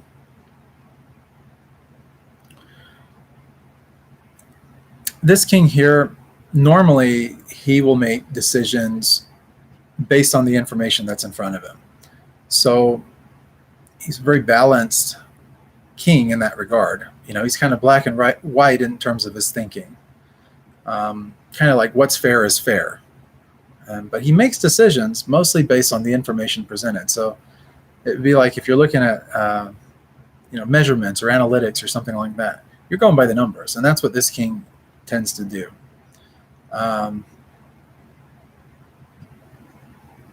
There's a Libra characteristic in this, so that Libra moon is probably a big part of that. Being able to see both sides of the coin, being able to see the upticks and the downticks, what's kind of going on in the past and what's been going on in your world. Let's look at the current moment, though. Okay, so in the current moment, we have the Five of Cups. 5 is about change in numerology. And if you look at this card and you have a little bit of, almost a sense of sadness or a little bit of like, this, yes, sort of like, this is about this particular card, this Five of Cups. It basically says, don't worry, don't stress, don't cry over what's been going on. Instead, kind of look in another direction for your happiness. If you've been hurt, this card is about really picking up the remaining relationships that you have and moving on, moving forward. This card does represent some emotional disappointment, some depression, a little anger, but mostly these emotions that might be felt tend to be like in the realm of everything. They're more or less exaggerated, more so than, in their, in the sense that we might feel. We might have a tendency to kind of over exaggerate our emotions, and that causes us to, when we're hurt, we really feel hurt. When relationships tend to go by the wayside, it really has an effect on us, but it's more of an exaggerated effect. In the real scheme of things, and if you find this out a little bit later on, sometimes when we go back and we reflect, we're like, I kind of made a little bit too much about it, because now it's not near as personal to me, and I could care less now, so hindsight's 20/20, as they say. So like, as we get a little bit out in the future, I think the tendency when this card comes up is people, when they go back and really reflect, it's like, why did I think that? Why was I like so upset? Why was I so depressed? I mean, I'm in a much better place now, and for what? Like, it really seems more like nonsense when you reflect back later on. But in the moment, like right now, and that's what we're talking about, is the current situation, things going on, just the upheaval and the changes and things like that. Our emotions can be kind of exaggerated or a little bit disproportional to the way they might normally be. And this card, though, is the lesson in this card is to take those pieces, those relationships, your resources, the things that are good in your life, and to take the best of what you've got and to run with that. And the other things are no longer working for you. It's more kind of like, just kind of accepting change and being able to move on. I know that's easier said than done. I mean, I raise my hand and say guilty altogether about that. And hopefully I'm being super objective with this, and that's my intention. I'm feeling I'm being objective with this. But anyway, I digress. Let's move on. So like in the near future, and that's really the heart of the question, Greg was wanting to kind of more or less find out, like, okay, like, where are things going to be headed at and stuff? What am I going for? And I will be just, I don't even hardly believe that this card is coming up, but we have the Eight of Cups. Again, it's about relationships. And if you see this card and you remember the other one, let's just look at the other one for a second. Why not? So if we look at the other one, we've got this kind of walking away. And what do we have this? It's sort of like walking away. Well, this 8 right here, remember we said in numerology, 8 is oftentimes about like material abundance, good financial prosperity, things on that end. We have that coming to the forefront here. But how does it come about? That's the interesting thing about this card. It comes about through the relationships that we have with others. And sometimes by walking away from the relationships that are no longer working for us and moving to those relationships that are working for us, the really heart-centered, or the ones that are just more in alignment with our values and, the course that we're charting out for ourselves, then oftentimes a lot of positive things really come about, like material things start to happen and we see a lot of really good things. So 8 of Cups means kind of a rejection of material life. When this card comes up, this 8 of Cups, it's often about rejecting material life. And it's just kind of like there's a disappointment in love, in the love department sometimes, is when this card comes up. It almost, I'll tell you a really good way of thinking about this card. Have you ever gotten everything that you wanted? You know, like everything, just, you had the money, you had the relationships, you had the success, you had, you know, some prominence in terms of like your position, and everything is going well. You had everything. And it's just like everyone would be so jealous of you. Anyone jealous of you, maybe even saw the jealousy on other people's faces. But at the end of the day, it didn't make you happy. You know, it's like it didn't really have as big a meaningful effect as you had hoped it would. And so there's a little bit of disappointment in that. And that's kind of what this 8 of Cups is really about. It's like your wish is fulfilled, but not really to the degree that you want it to. This card is about seizing the day and leaving the past behind. And that's where the near future really kind of, you see yourself kind of going. So that's kind of that. We have kind of the moon in this card also. So it's like, this is also about like, there's psychic energy very prominent in this card. We have the water, which is representative of the unconscious. I mean, Greg, you are probably one of the best manifestors of anybody I know. I mean, and that's me knowing you kind of just in the sense that I know you. Of course, you can never really truly know everybody completely or anything, but just from what I gather from this and everything, I'm picking up that, you know, you're good at manifesting things, you know, but, you know, the things that maybe you've desired or you thought were important and stuff, maybe they're not as important as what you thought they were at one time. And maybe now you're thinking in a different direction and maybe wanting something else for yourself or something more meaningful than that. So that's a kind of the near future in terms of kind of like the pathway or the things that are kind of being presented. Now, the answer to our outcome that's coming is the Knight of Cups. Okay.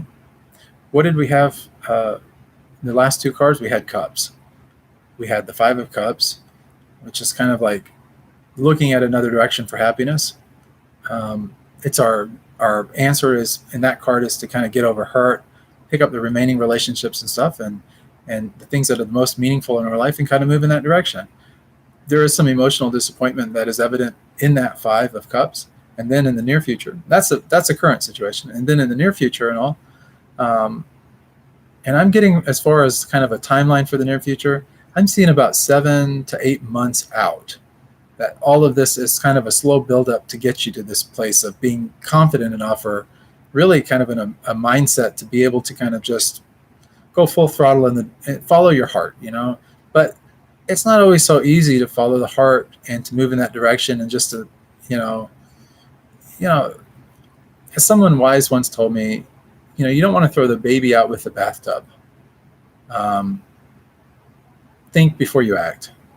You know, we don't want to just do everything on a whim, or just do everything from the heart without a little bit of groundedness, a little bit of practicality in our decision making in that. You know, we don't want to just, you know, leap before we look, so to speak, you know. So, but with wisdom and everything, which, Greg, I know you've got a lot of, you know, so that won't be a problem for you. But I'm saying really about 7 or 8 months out from now, you're in a much better place mentally, and whatever you're seeking, or whatever that fulfillment is that you're kind of striving for, that really starts to come into fruition. And the answer to what we'll see is the outcome here coming up with this here general spread. The answer really for you is going to be this Knight of Cups. Knights, when we think of knights, you know, these are younger people. This is sort of like people that are dashing. They go off into battle without thinking about it. They do their responsibility. They do their duty. They do their due diligence. They do all of these things naturally. You know, it just sort of is a natural way for them to do them. Knight of Cups is about relationships. But Knights in general have this component to them about movement, making things happen, moving, taking action, progressing with your goals. The Knight of Cups, because we're dealing again with cups are about emotions, and emotions have a lot to do with relationships. Like some people are like, I don't want to get too heavily involved in relationships with people. It's too emotional, that kind of thing. Get a lot of masculine energy with that, but with relationships and cups, you have more of a feminine energy, but it's also very emotional, feelings based. We get a lot of that kind of stuff, movement. But this Knight of Cups is 100% in alignment with the advice that I gave you before we pulled this card, and that's about following the heart. This Knight does exactly that. This Knight follows the heart, goes where intuition guides him, and isn't afraid of his emotions. He's not afraid to be emotional, or to at least look at his emotions and to assess how he feels, and to make decisions, keeping the emotions in check and keeping things balanced, in alignment also with, the spiritual, the mental. We talk about the swords. You did have the King of Swords in the past, and then also the, the creativity and the artsiness of like the wands that we would have, that kind of thing. So all these different facets of ourself come together, but this is about following your heart, doing what, you feel led to do, and honoring that. That's really what the answer is. Let's go to the energy of this Five of Cups. This is the one that we talked about, where we sometimes have that emotional disappointment or the depression and things kind of happening. That's what's going on now. This is this is the 9.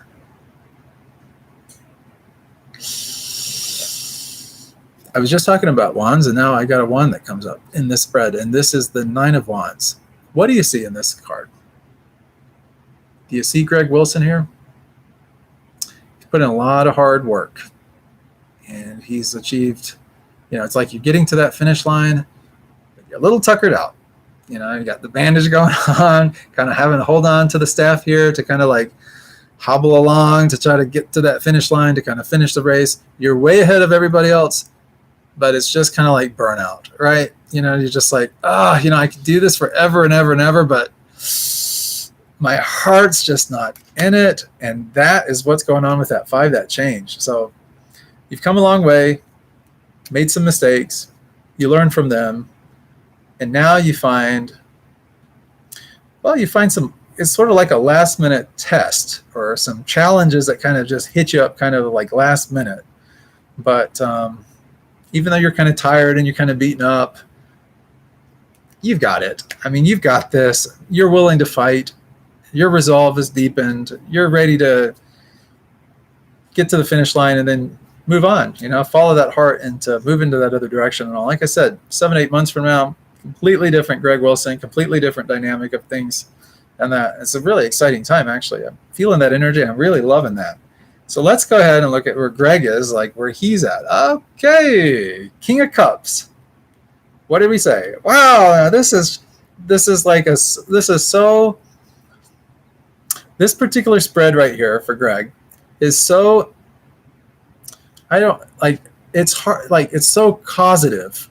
Okay, and I say that in terms of probabilities. The probabilities that these cards would come up in this spread are baffling to me. They're just so, I believe them because I've done the tarot and I've been psychic for so long that I get these things, but they still seem to have that same kind of that effect on me. I never grow tired of seeing things just play themselves out, and this card is such an example of that. So where Greg is we said before, like in the beginning of this spread when we had the King of Swords, that king was all about authority and creating foundations and about mental authority, right?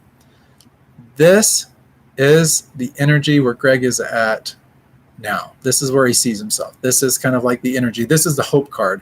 This is the, I want to say maybe the attitude card, kind of like where the internal attitude, kind of where our thinking is. The king is about authority over relationships, authority over our emotions, authority over, our domain. That's true confidence right there. And that's where Greg is, and that's awesome, you know. This king here is really compassionate about other people's emotions also. And he knows how to deal with other people's emotions. And he can communicate really on an emotional level with others in a way that gets them to open up. You know, it builds trust. It's a very honest card. Like, there's a lot of honest, earthy, kind of watery energy with this. And that watery energy is representative of the subconscious mind, or the emotional mind, or, you know, it's that mind of where we intuit things. We can become people that are really empathic. This is what resonates, you know, this kind of Aquarius, kind of Pisces, kind of watery kind of energy. That's what we have with this. And it's really about emotional maturity. And that's where Greg really is with things, you know. Let's look at our outcome. Dun, dun, dun. What a nice card. It's like these outcome cards are really kind of impressing me tonight because they're just so unexpected. But yet, when in the context of the spreads, they are so on point. I guess that's a really good way of doing this. We have the sunshine in this. We have the angel. We have a male and female. This is symbolic of Adam and Eve. They're biblical characters. This is like the first couple. It's symbolic of like the first couple. We see this throughout so many different religions and all. This is Radha Krishna. This is, you know, it's just such a really, you know, when this card comes up, the lovers,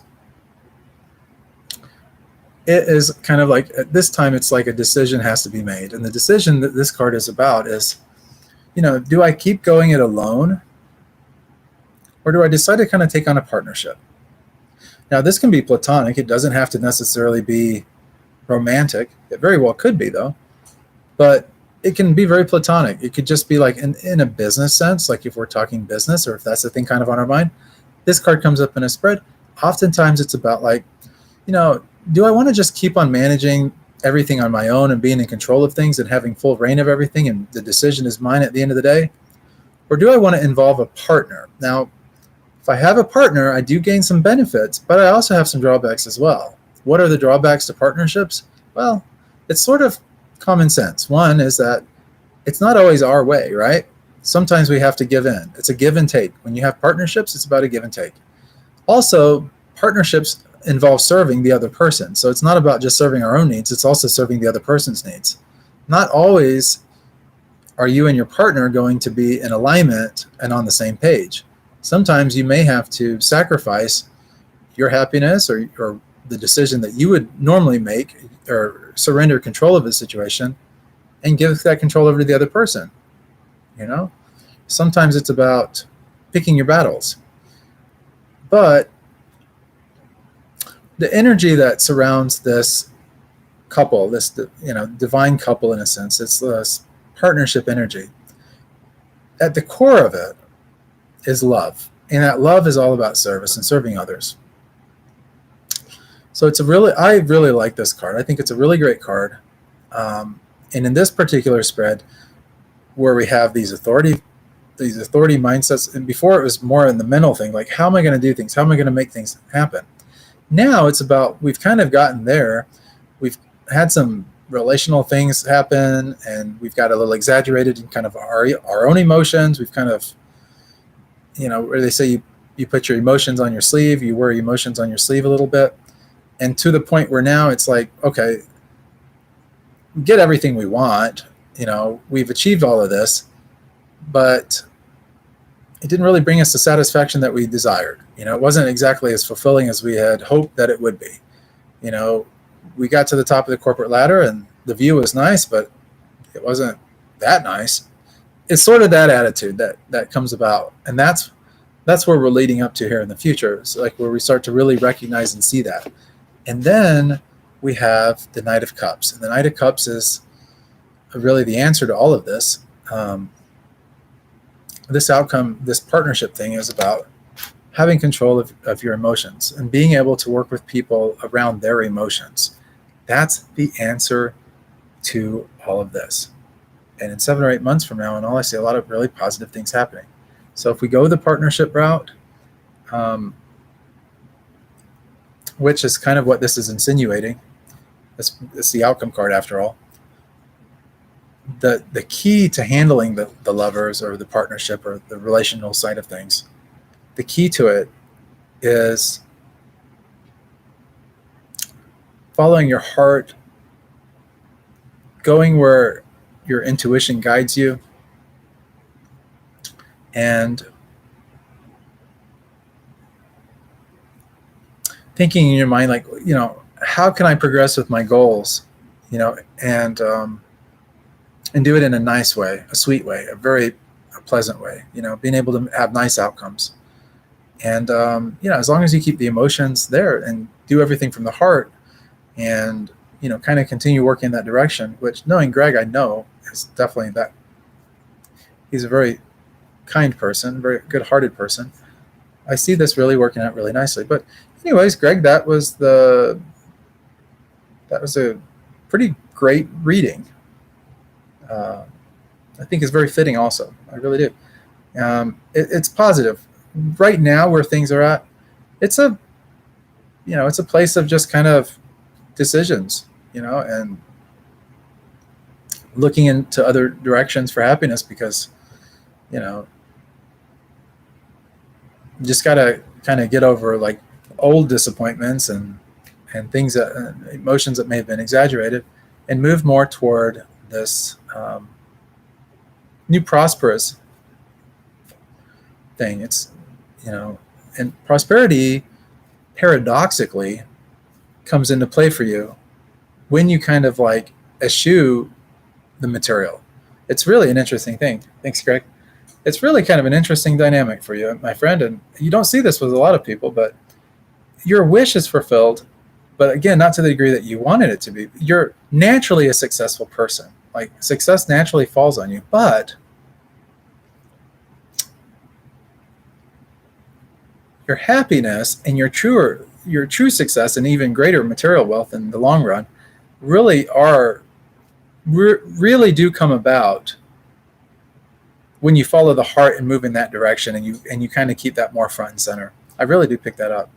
So yeah, I mean, I wish we could all have this. It really is a great reading and stuff. So yeah, and I wish you really absolute best success. I'm probably one of your biggest supporters, as far as friendship goes. I love you like a brother. And so anyways, it'll be interesting. You'll definitely have to chime in and let us know how things go for you in the future, and let us know where the journey takes you.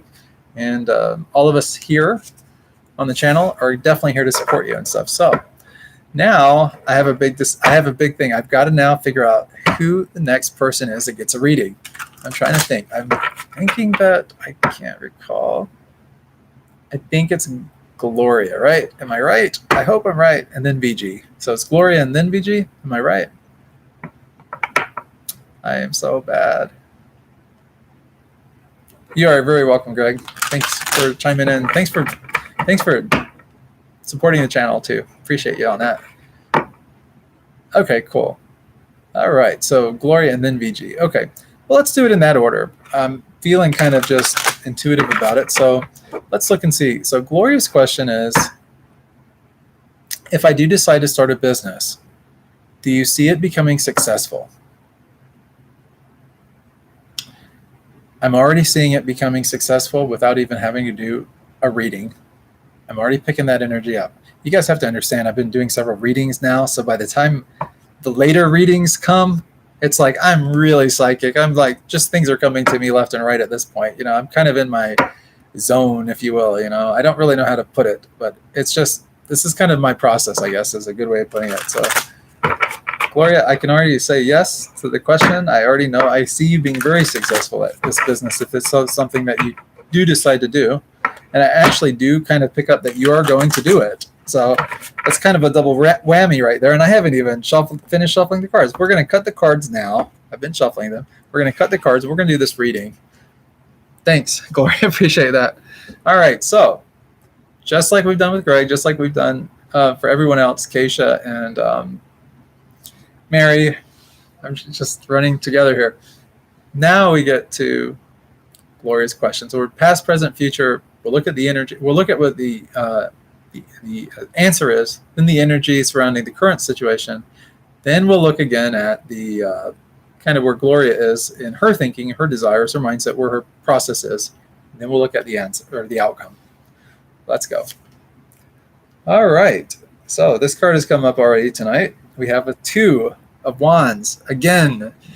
All right. So this is where the decision, this 2 is about relationships. It's usually about partnerships or pairing or consideration of 2 concepts or 2 ideas. And that's where the past is for you. And it's sort of like, do I stay with where I'm at or do I move into this new direction?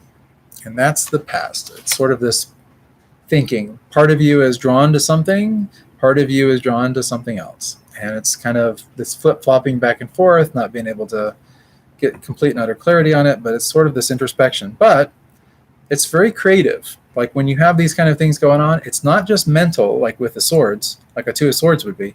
It's really, because we have the wands here, it's really this fiery energy of things coming about. Yeah, very frustrating, Gloria. Yep, so okay, so let's look at where the current situation is. Wow, imagine that, another 2. This time we have the 2 of Cups. So we just had the 2 of Wands. That was the past. That was the creative energy. That's the birthing of new ideas and the considering, do I do this or do I do that? Do I do this or do I do that? Now we have the 2 of Cups. And the 2 of Cups is, it's all about relationships. It can be platonic, it can be, romantic. It could be, career relationships. It could be a lot of things. We're talking about business here, talking about partnerships, but we're also seeing this 2 of Cups, which is about emotional relationships. So it could be very love, understanding between 2 people, cooperation. Oftentimes when this card comes up, it's about courtship. Like I said before, platonic love. This card is the embodiment of trust. Vows, which are the promises that we make. They're like higher level promises, like life promises, promises that we make to ourselves and to others. It's about romance, passion, sharing, love, those kind of qualities. Again, they're emotional things. These are things like passion. We think of emotion, we think of passion, putting our heart into things, sharing, trusting people naturally, just having good opinions about things, kind of putting our heart on the line sometimes. That's really what this card's about. And that's where maybe she's at right now, Gloria. Now, the future, the near future and all is, this is the King of Swords. Okay, we had the same card come up in the previous reading with Greg Wilson. And he got this on his past card. You're getting it on your future card.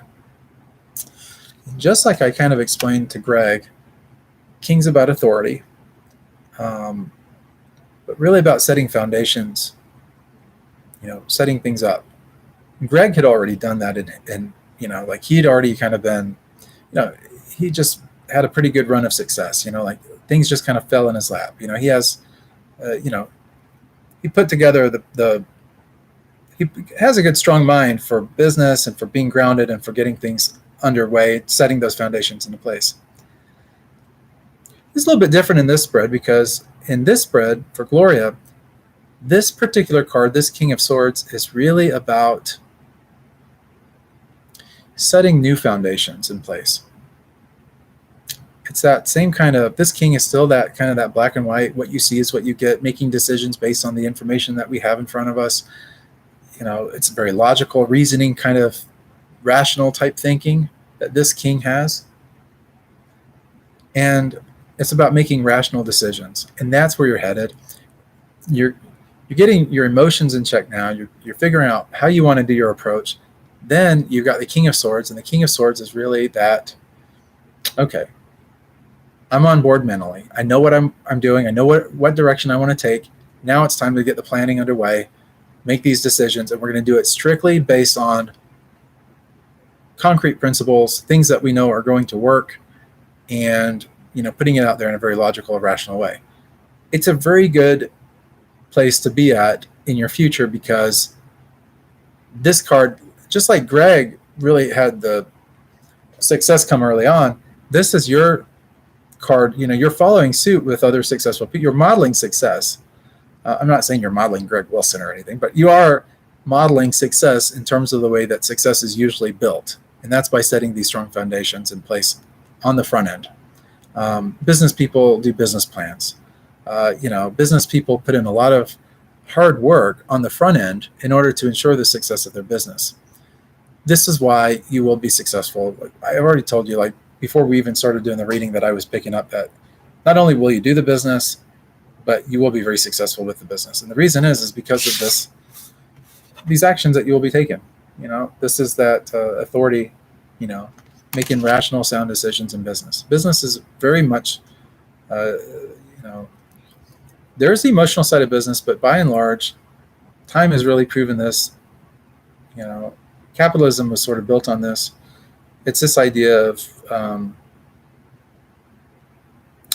sound decision making will get you the better results in business more often than not. We've always heard those things that people say, it's nothing personal, it's only business, right? That's a cold kind of way. Sometimes business has that cold side to it, right? That cold dimension to it. But when you're doing business, it's like buyer beware. You've got to read those terms and conditions, or else you might get taken advantage of. Most businesses today, because of the internet and because of the transparency and things that are created, they tend not to play into those kind of things so much. Usually those terms and conditions are just legal things to keep them protected, not to try to intentionally hurt you. In the past, though, like before all of this, that might have been more the case. But this is about protecting yourself by setting a strong foundation. Okay, and now let's look at what the answer is for you. Okay, wow, King of Wands. So we're getting these kings coming up quite a bit tonight for you guys. We just talked about the King of Swords. We know that king's about authority. This is about creative authority. This is also about movement. So this king here, he's about, we're going to get things done. We're moving things in a nice way forward. We're not pausing. We're not hesitating. This king here is a visionary, okay? He has a map in his mind about the way that things should be in order for him to achieve the success that he wants. He's also very good at articulating that map, that instruction manual to others. And in the way that he presents information, he gets other people so excited about his plan that they can't help but to get on the same page as him and to help him actually move his own business or his own kingdom forward.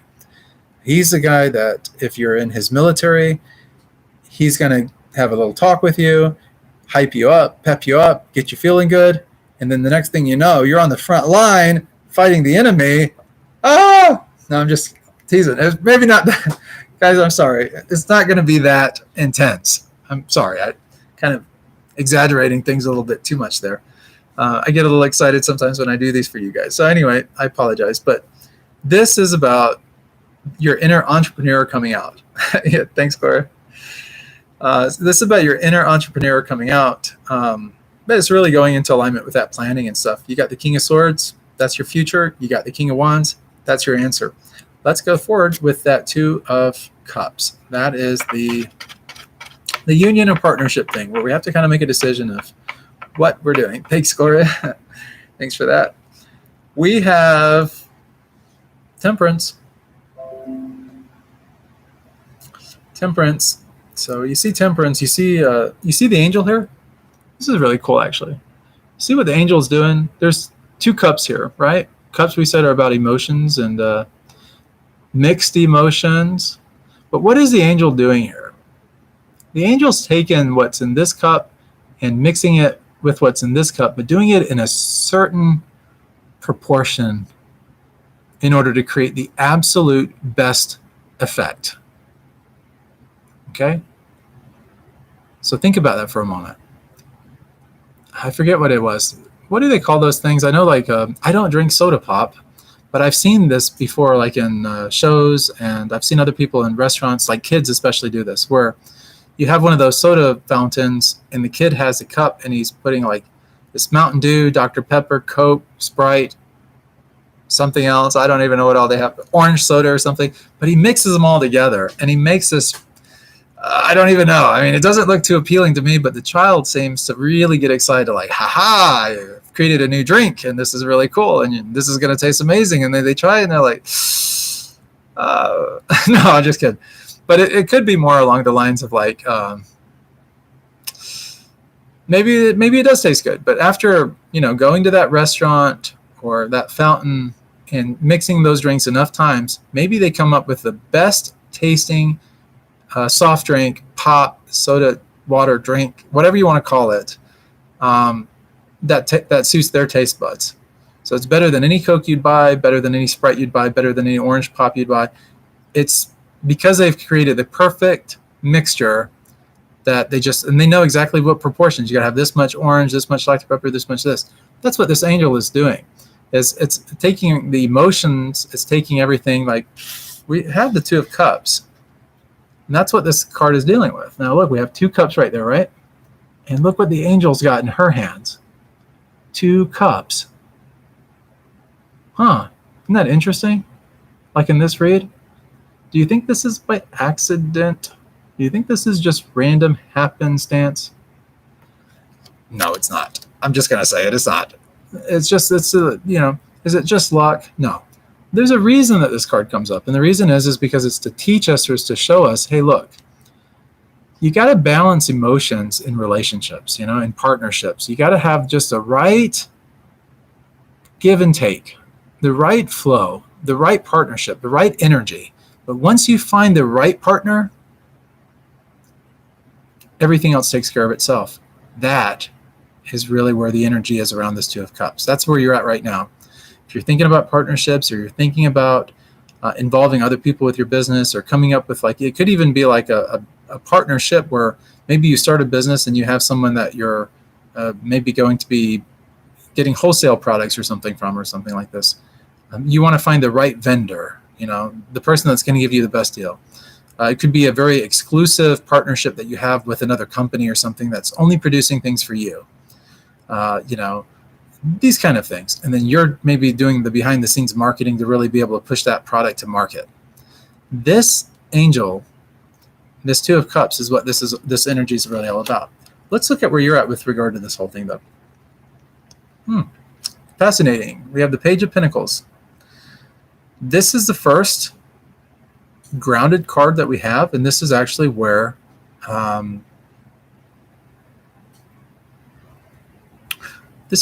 Gloria's minus. This is kind of like what she's hoping for. This is representing success, like material success, but also this is a page, right? The Page of Pentacles, pages are messengers, right?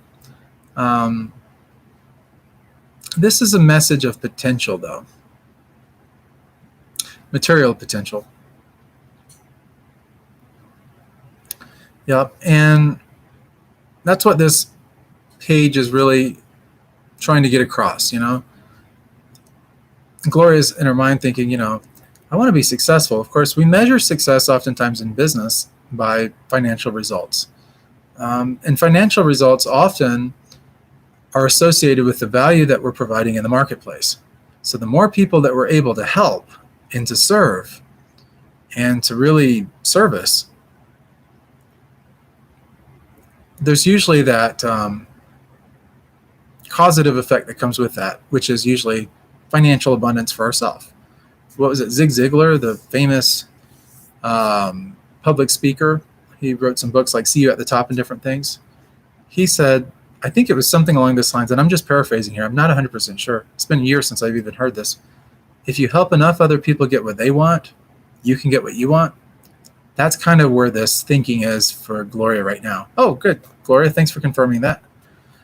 Hi, Fire. It's good to see you again. Welcome back. So that's kind of where the energy is. Guys, let's look at what the outcome is for Gloria. I'm really excited to find out. We have the 3 of Wands.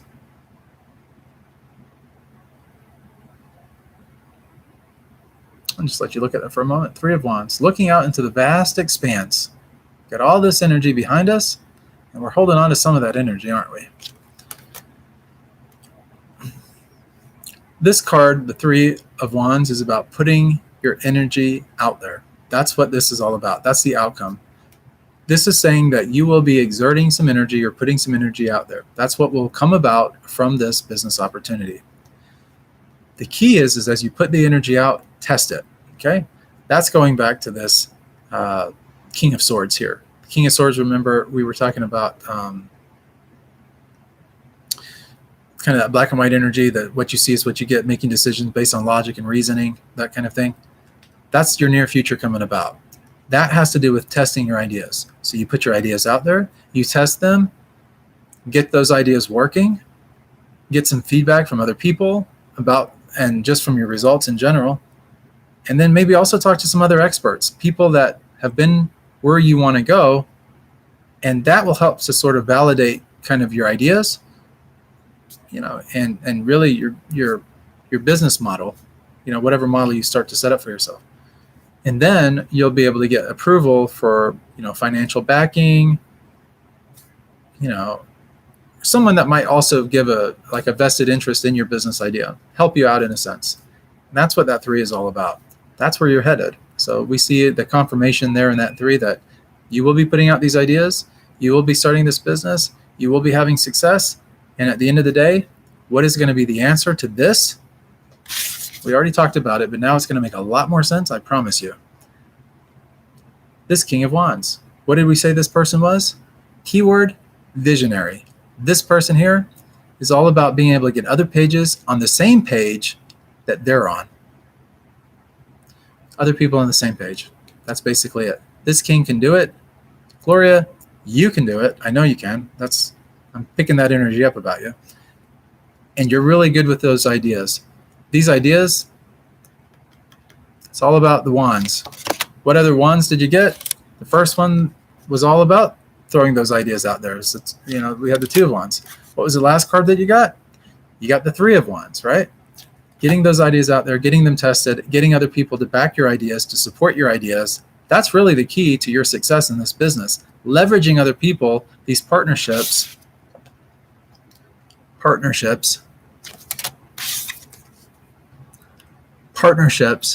balancing things, getting the right concoction, finding the right partners, right? That's the key to it. So that's your answer right there.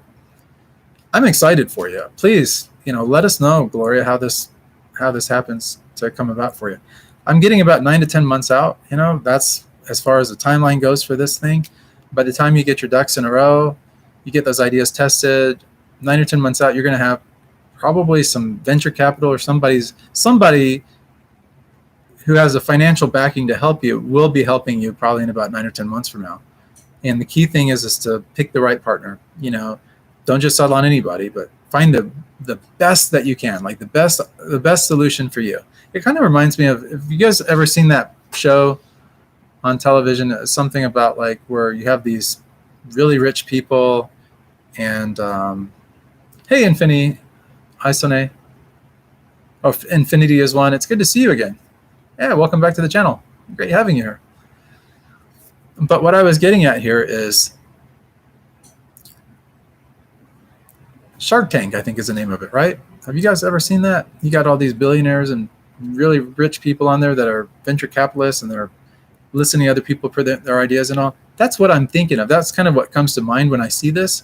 But it's also about, if you ever watch that show, notice how sometimes they don't just go with the best offer, you know, what would normally be the best black and white offer. They consider other things as well, like, would I really be able to work with this person? Does this person really strike me as someone that's having my best interest at heart?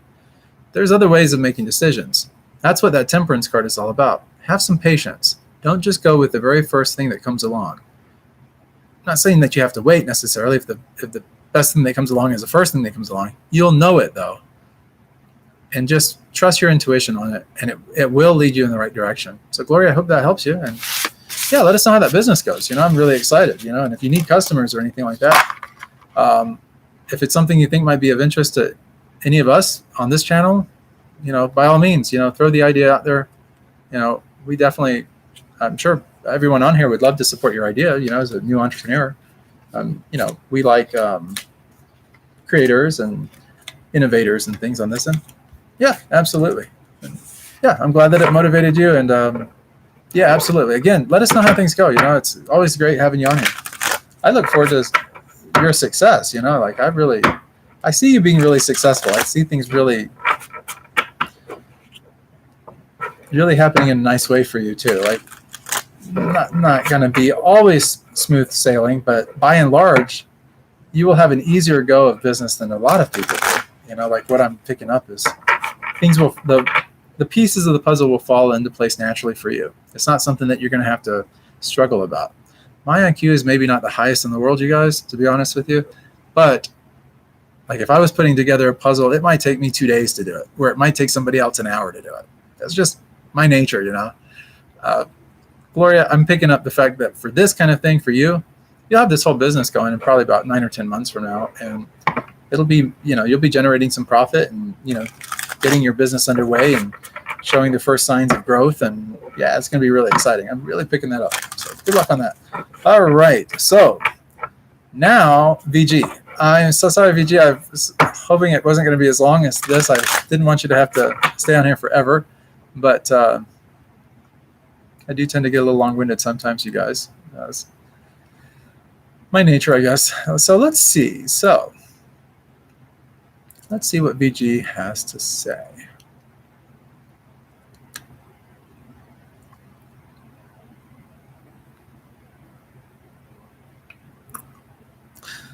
VG, did I catch your question? I'm trying to think. Okay, I see it right here. So VG wants to know, am I getting a promotion in my job this year? Let's find out. Promotion.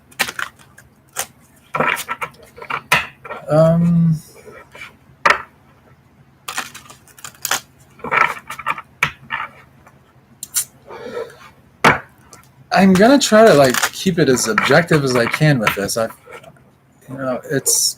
I'm picking up some energy here though, and the energy that I'm picking up, VG, before I even do this reading, and I don't know 100%. I'm not getting a super strong connection to you per se with this, so it's kind of hard for me to kind of put it out there. But I'm picking up that in general, a lot of promotions will be held back this year for a lot of people in a lot of different companies. And a big part of that is going to be because at some point there will be a lot of people applying for jobs. And so the demand for work will be greater than the need for workers at some point. I'm just picking that up. I'm just seeing that as sort of a November kind of thing, November, December, kind of moving in that direction. So if you are going to probably get a promotion or something like that, I'm picking up that it would probably be end of August, maybe first week or two of September. But let's continue. Boy, I don't know where that just came from. I'm just kind of calibrated this energy. I am so on fire psychically tonight. It's just, thank you guys so much for helping me with this. It really does help me too. Let's go ahead and cut this deck. I am just so out of it. Past. We're just going to move straight to it. We're going to just, get right to the heart of everything. So are we getting a promotion? This is just 3 cards. It's going to be yes or no. See where we're at with it. Yes. This is a yes card. This is about fertility. This is about growth. This is about rebirth of ideas, new things being presented. This is a really positive card for you. Next card. 7 of Pentacles. Okay. This is a cautionary thing. This is still a yes, but the thing you got to realize with this card is sometimes with this here, 7 of Pentacles,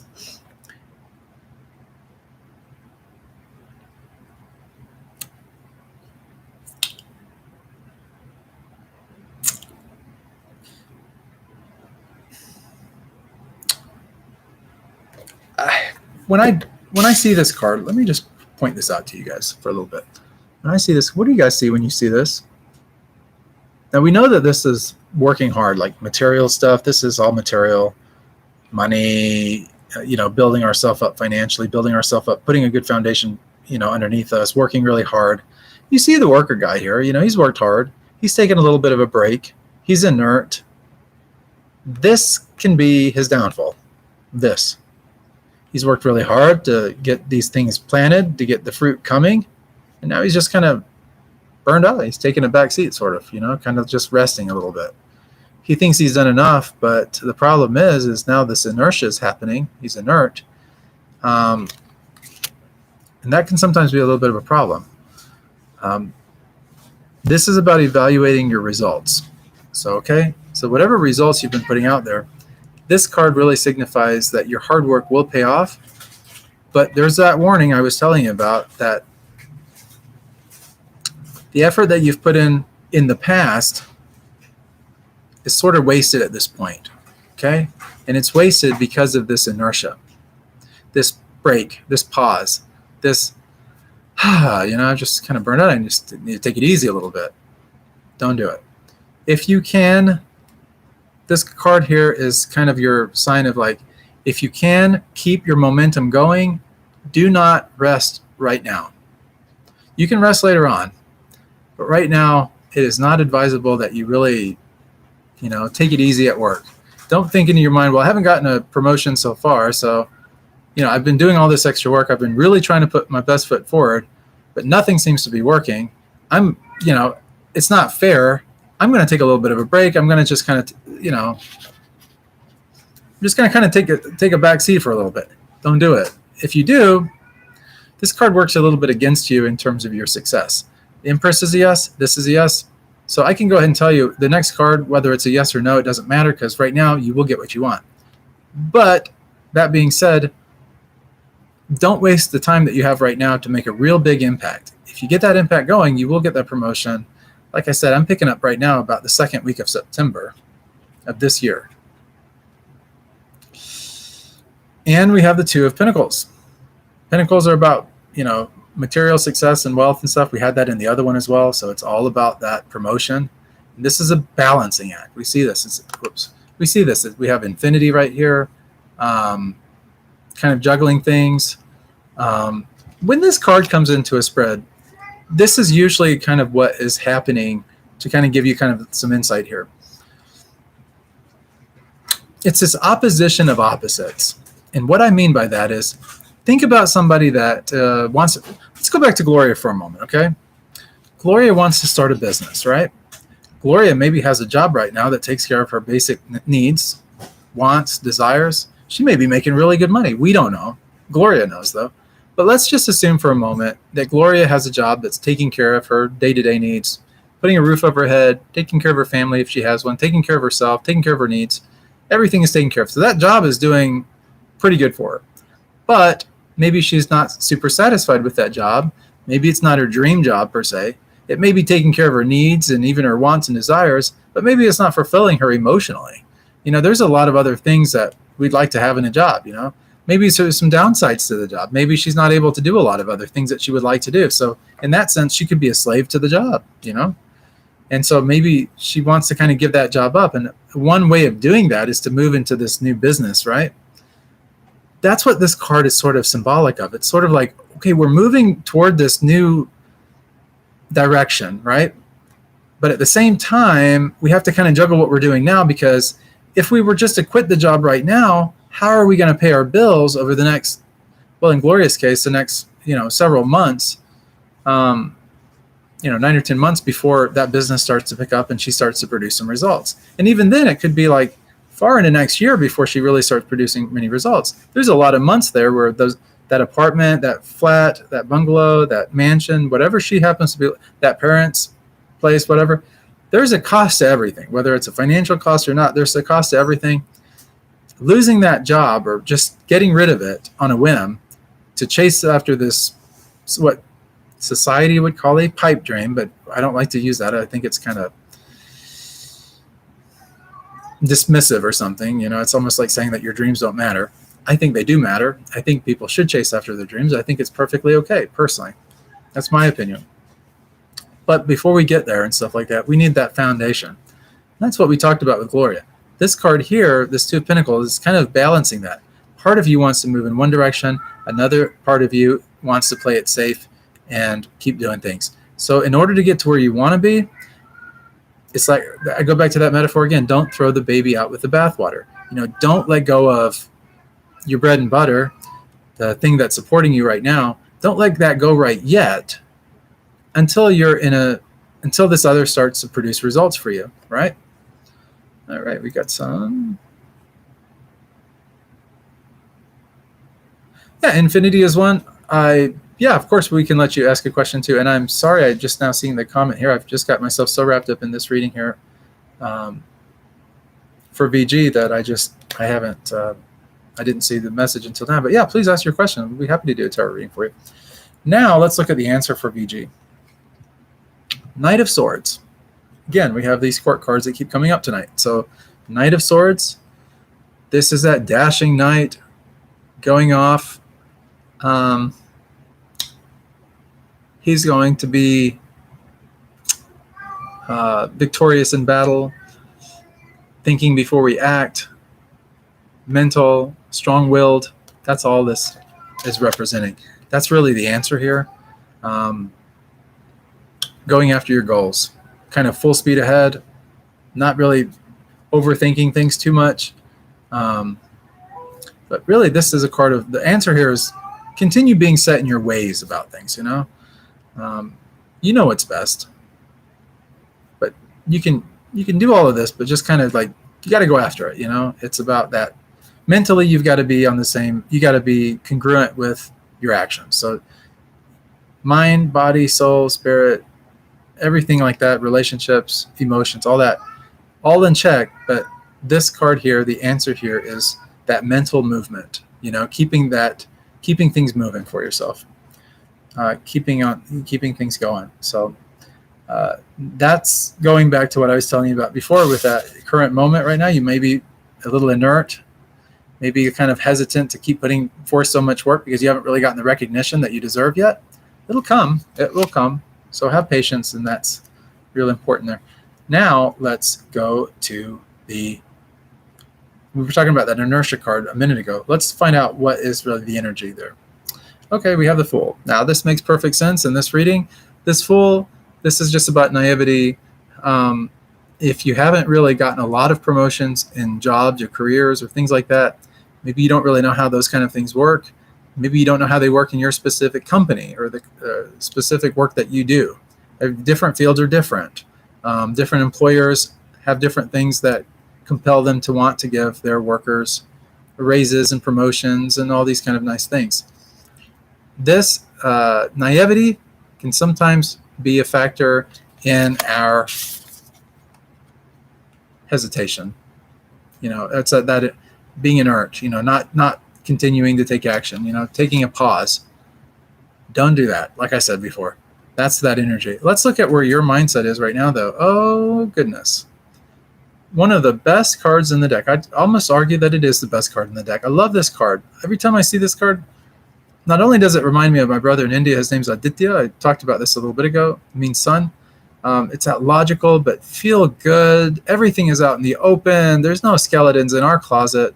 We have the child on a pony just laughing and smiling and having a good time. It's good-hearted, playful energy that is imaginative, and it's just all of the best things in life, the heart of everything, the truest essence of what life is really all about, that true interconnection, that true self, knowing it, finding it, being there with it, embracing it, our higher nature, our higher calling. Like I said, just everything out. And if you get any card in the deck and it's this card, and this is where VG is at, and that is a really good place to be. If you have that, this is like you're hypnotized to your own happiness. I love that. And when you're in this zone, doors just automatically open up for you. Whatever negativity or hesitation or things, this is your surefire way of getting this. Let's look at the outcome card here. Queen of Pentacles. Material influence. Queens are very influential characters. They can be behind the scenes a little bit. Pentacles are about material prosperity and stuff. So even though I was only going to do a yes or no for you with the first 3 cards, they were already a yes. I mean, so it was just like, okay, Chandra, let's move this forward. Let's see what's really going on here. Like, what's the best advice we can give? So we just went ahead and turned it into a 7-card reading, and so glad we did, because now we understand everything. This Queen of Pentacles is your outcome. It's your definitive yes. It's all about material influence. This could be like being showered with material gifts. So that's like sort of in the alignment with promotions and things, you know. But this is where you're able to influence other people with your gifts. You know, as you get promoted, you will be able to use that promotion to help a lot of other people. And that is where your power lies. That is what's going to be really beautiful about this.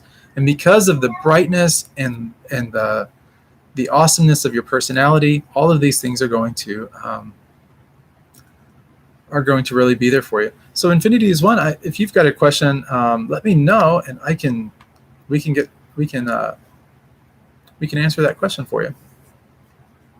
I think we're pretty much done here with VG. VG's got probably the answer. I would assume that was really after. So that's really great.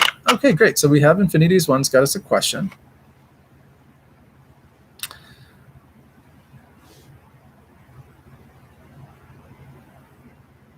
Okay, so this is about an apology. So we did a reading for Infinity is one the other day, and she wants to reach out, maybe apologize, wants to know any advice, or how or what might she want to say, or whatever this person want to say.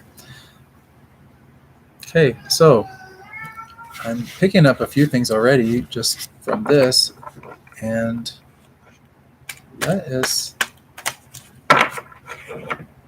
shuffle these cards and see what else comes in. I'm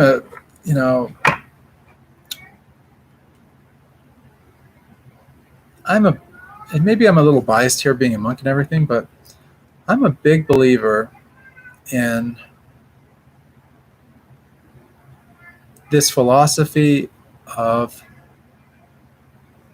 loving service. Now, in our order, we call this bhakti. Bhakti is a Sanskrit word, and it basically means love. Bhakti is like doing things from the heart. It's that heart-centered energy. Not doing things for what reward that you get, like material abundance you might acquire from it. It goes beyond that. It's beyond materiality and materialism. It's beyond emotion. It's beyond mental thinking and the mind. It's really beyond that. It's a more of a meta level. And what I mean by that is, like, when we do things from the heart, when our intentions are really pure, not self-centered or selfish or for our own benefit later on, those kind of things, when we really honestly approach all relationships, any relationship, from this modus operandi, you might call it, or mode of operation, magic tends to happen. Positive things always come about. It's really hard when you're serving people and you have the right attitude and the right heart to do it really in the wrong way. It really is so it's really challenging to mess up. I mean, it's not that we don't sometimes mess up, but when we do, it's so easy to forgive that person, to get forgiveness when we are doing things nicely from the heart. So, so I just say this. Thank you, Infinity is one. I appreciate that. Thank you. But when you have this, we are all affected by material nature. That's my belief anyway. I'm not asking you guys to believe it, but that's my belief. And it, a lot of it is attachment. We see something that we want, and how can I get that? I mean, it could be something as simple as, I don't know, Oh, it's like a pen or something, like it's like a hotel pen or something, right? I mean, it's a cheap pen, but how did I acquire this? I don't know. Maybe I was at a hotel, or maybe somebody let me use this pen and I liked it and I snatched it or something. I don't know. I mean, did I do it intentionally? I don't think so, but maybe I just found it. I don't really honestly know. But in the context of the way I'm trying to present this is like something might have attached, made me attached to it. Maybe it was a color. Maybe it was the fact that I knew I could get away with it, or I felt like I could get away with it, or something like that. But at the end of the day, maybe I took it. And was it right to do that? Probably not. Did it hurt anything? Probably not. Like maybe the person just expected that, maybe they put out so many of these free pens that they just expect that people will walk off with them. Maybe it was given to me and I didn't have any kind of intention in my heart to take it whatsoever. I really don't know. I don't know how that pen came into my reality, but somehow it did. The reason that I'm using this as kind of an example is because that's what I'm saying by like attachment. Like, why do we buy the things that we buy? When I go to the store, like in the wintertime, and I was at this Dollar Tree store, and they had these on sale for $1, these hats. Why did I buy it for $1? Was it because I wanted to keep my head, which is mostly bald here? Did I want to keep it warm in the wintertime and keep the body temperature inside? Probably from training from being in India or something like that. Probably. That's probably more of the reason. But something attracted me to it. So what was that? That's like what I'm saying with materiality. Like it's that attachment to things, We're all affected. Like none of us are completely, free from that. You can be the holiest monk in the world, You can be the most spiritual, you can be the Pope, It we're all subjected to that, like it's like, it takes a lot of discipline, and we call it sadhana, which is like spiritual discipline. It takes a lot of that to get to a place in your life where you're not affected so much by these types of things. And the truth is that too much stuff really does, plague you in many ways than too little stuff. I mean, have you ever heard of people having like too little and not being a little bit happy? Like some of the happiest people I've ever met, like I'm talking, they lived in a tiny, tiny little 100 square foot, if we're using feet here. In India, we don't, but maybe it's like a, 10 meter by 10 meter apartment flat. I'm saying really small. And you have like 13 or 14, maybe even more people than that living in this tiny, tiny little space. And they're using the loo outside, the toilet outside, and there's a water spigot or some well or some water body or some lake or something that they have to go and bathe in. And they literally have like hardly anything. And when you go and visit them, you can't even get out of that. You don't even want to leave their company because they make you feel so, their hospitality and love and the way that they treat you is unlike anything you've ever experienced. And the attraction of that even is materialism, like even that attachment, like we can't help but have those good vibes or good feelings. And those are really amazing people and they love you and they're happy, like, and they have so little, and so to the outside Western world, they look at the people and they're like, gosh, I couldn't live like that. No, thank you. No, thank you. I at least want to be comfortable. That is a presupposition right there, making an assumption that those people are not already comfortable. When you look at them, they seem pretty happy to me.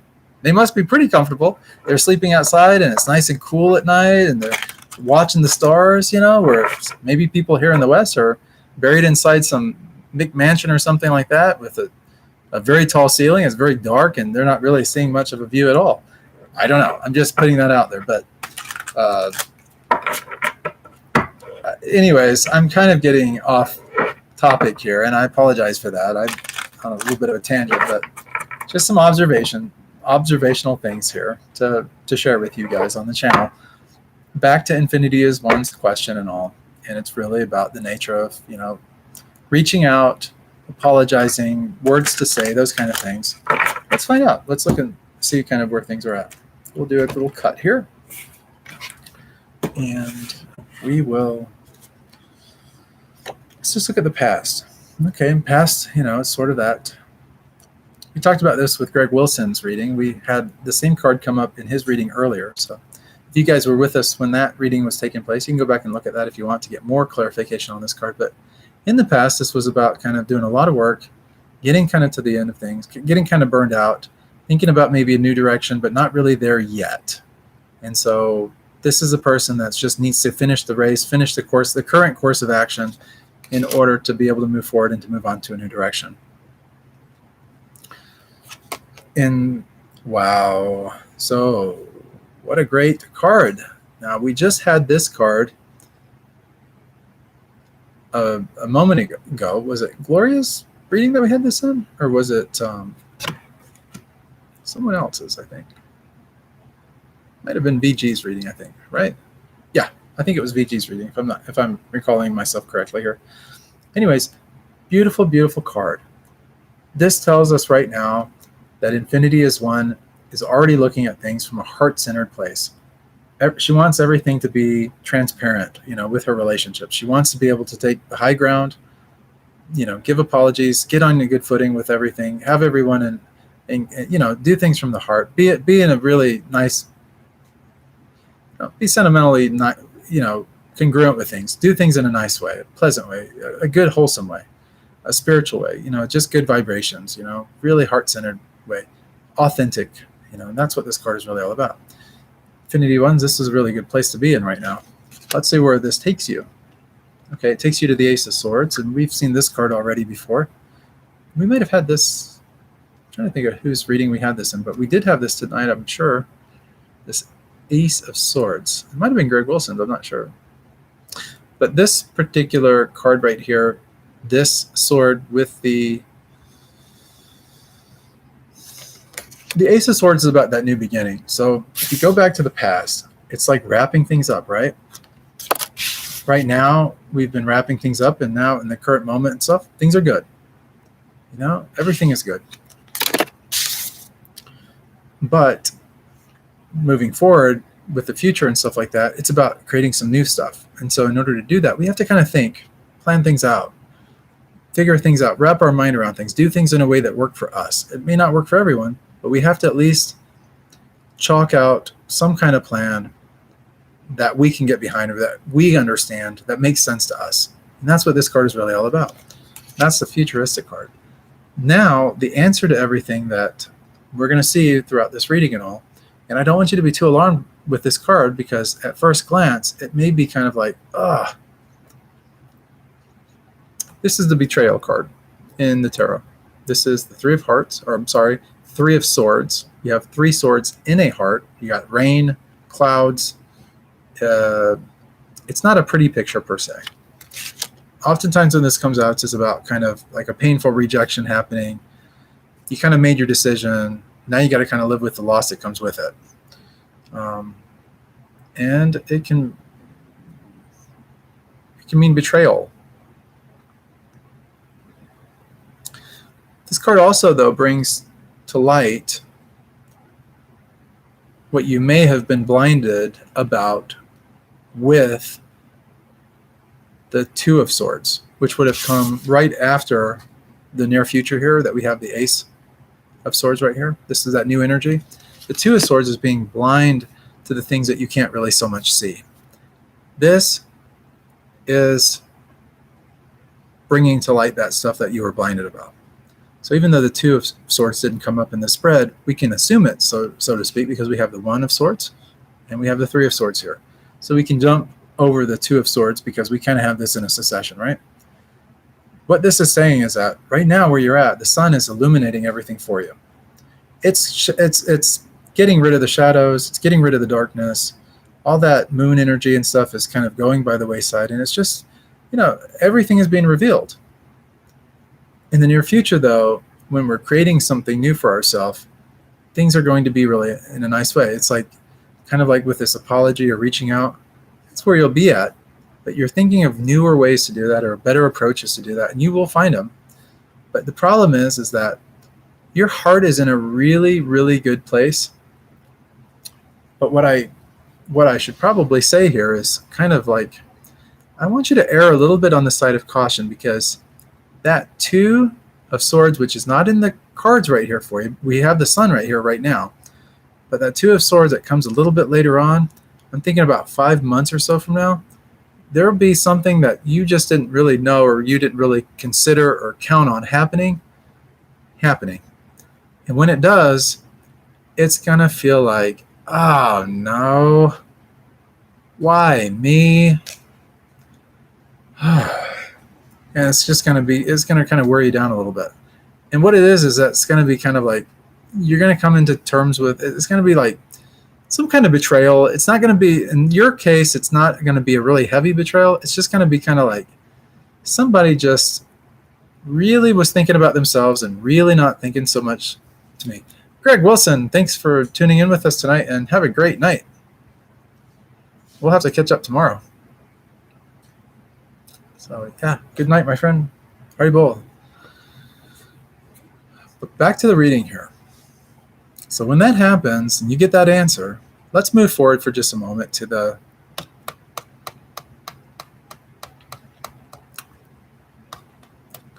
energy around the Sun. Okay. Perfect sense here. This is your High Priestess. Your High Priestess doesn't really say a lot. She's quiet. She don't have to say a lot. She's an empath. She's psychic. She gets it. She's intuitive. All of that energy is what's going on around this Sun right here. You see things that maybe other people can't necessarily see. Things are opened up to you that maybe are not opened up to other people. That's what this energy is really all about right now, surrounding this card, the Sun.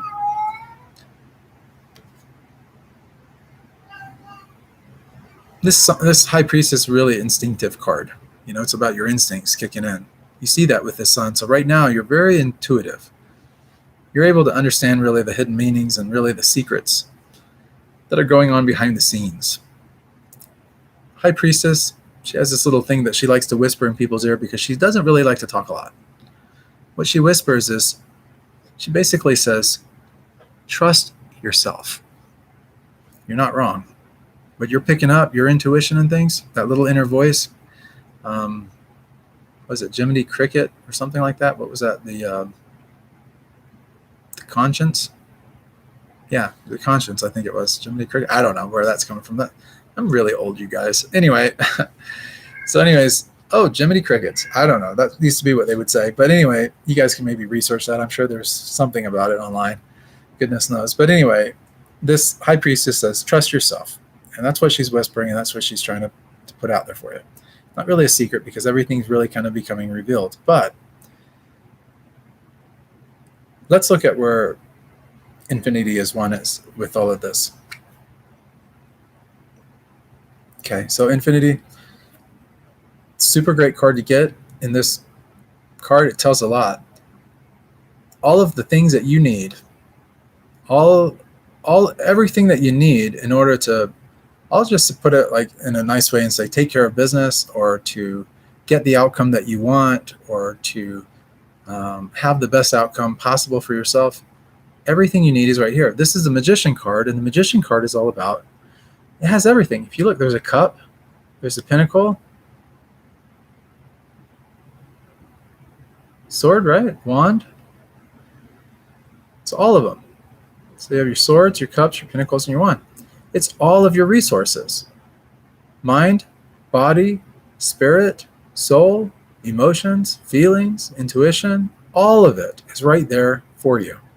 You have everything you need. And that's what this card is really advocating for you. So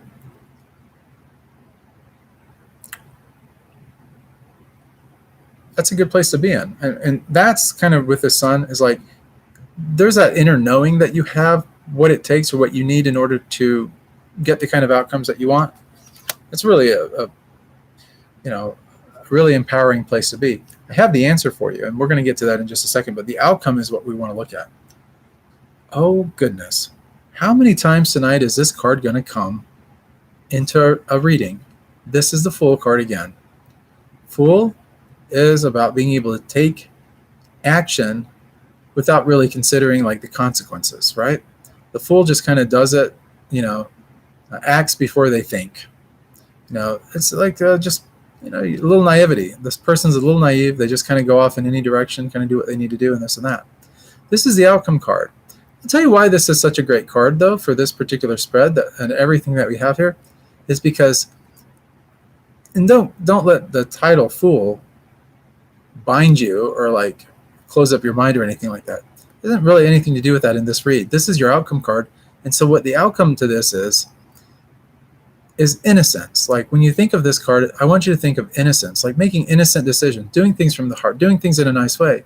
You're not motivated by selfish greed or malice or anger or any of these kind of things. You're not, even material things, you're not interested. It's not like, that's not your forte. This is about you, following your heart, doing things in a nice way, being present, and living life and not being bound by fear, worry, what tomorrow is going to bring or the lack thereof, or these emotional things like lack and limitation and things. No, Fool doesn't do that. The Fool's excited. You should be excited when you get this card sometimes, because it's by this naivety and this inexperience that fresh hope, new journeys, these kind of things start to come about. It's really this not knowing really what to expect, and there's something liberating sometimes about that. Kind of like we don't really know where the journey is going to lead us, but that's okay. We're going to enjoy the journey as we, partake in the journey. We may not have a clear destination in mind, but we're definitely going to have a great experience, And the way we're going to do that is by, having a sunny personality, being open in our relationships, trusting people, doing the right thing, all of these kind of things, working hard, but persevering, completing things that we need to complete, all these kind of things, then moving in new directions and things, getting new thoughts, new ideas about things. And then finally, it's this little bump in the road. That's all this is. This isn't anything overly major.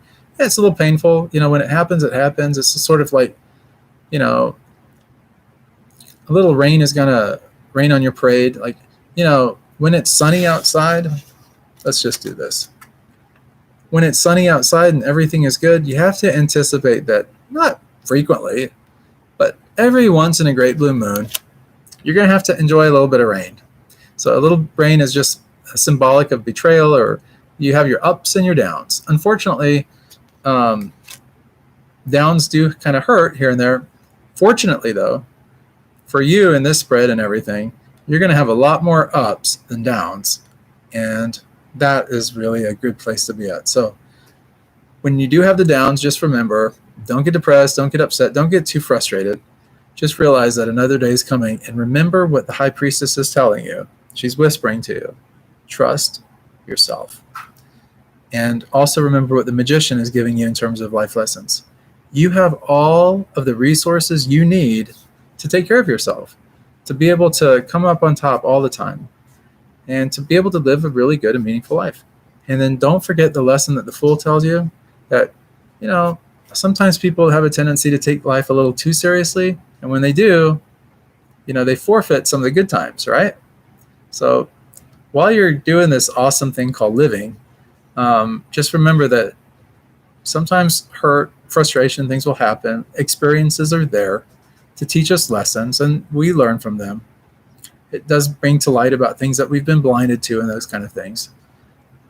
But the Fool is really there to also, give us some fresh hope, that new journey, that there's always that next journey. So something might not work out for us in this particular situation, it will in the future. And that's what life's about, is that constant learning, the progression, that morphing, becoming the better versions of ourselves, and, getting these experiences so that we can learn. And that's really great.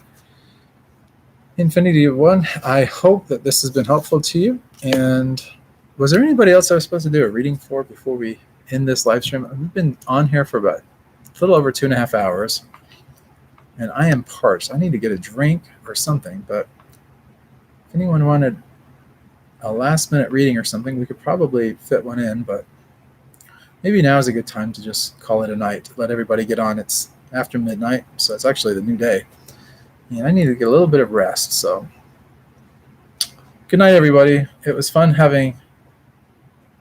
Thanks, Infinity. I'm glad we could help you with that. You're welcome. Good night, everyone. So we're going to end the live stream now, I think. And we do these quite frequently, these live streams, every couple days usually. Whenever somebody writes in or contacts me or needs a reading or something like that, is usually when I come online. And then anybody that wants readings while I'm online, I try to open it up and help as many people as possible. So if you guys have any suggestions for the channel or anything like that, shoot me a holler in the comment section below the video. I'm not like, I'm just a simple monk here, so I'm not like really knowledgeable when it comes to technology and things. This was just something that I sort of felt a calling to do, to try to help as many people and stuff. So we do, as monks, we rely on donations and different things for our basic maintenance, but we take a vow of poverty. We're not in it for the money or anything like that. Our motivations and things are real. You can donate if you ever want to through helpbydonating.com. Again, it's not required. I mean, it's just whatever's in your heart. This is not a sales pitch or anything. It doesn't even feel comfortable doing it, but I put it out there. And then also, if you want a reading or something, you can email me. I'll put my email in the description below this video. It's just Chandra, Chandra 108 @gmail.com. I'll put it in the description if you didn't catch all of that. And if you just want a reading or something, or you want a private reading or something, maybe something you don't want me to share on the live stream or something, be happy to help you. It's just however we can do it. This is my service, one of my services that I try to do, and so yeah, so it's pretty much that. But anyways, guys, I hope you guys all have wonderful nights. Sleep tight, and regardless of wherever you happen to be at or whatever you happen to be doing, I really wish absolutely the best for all of you guys. Many blessings. Much love. Chandra.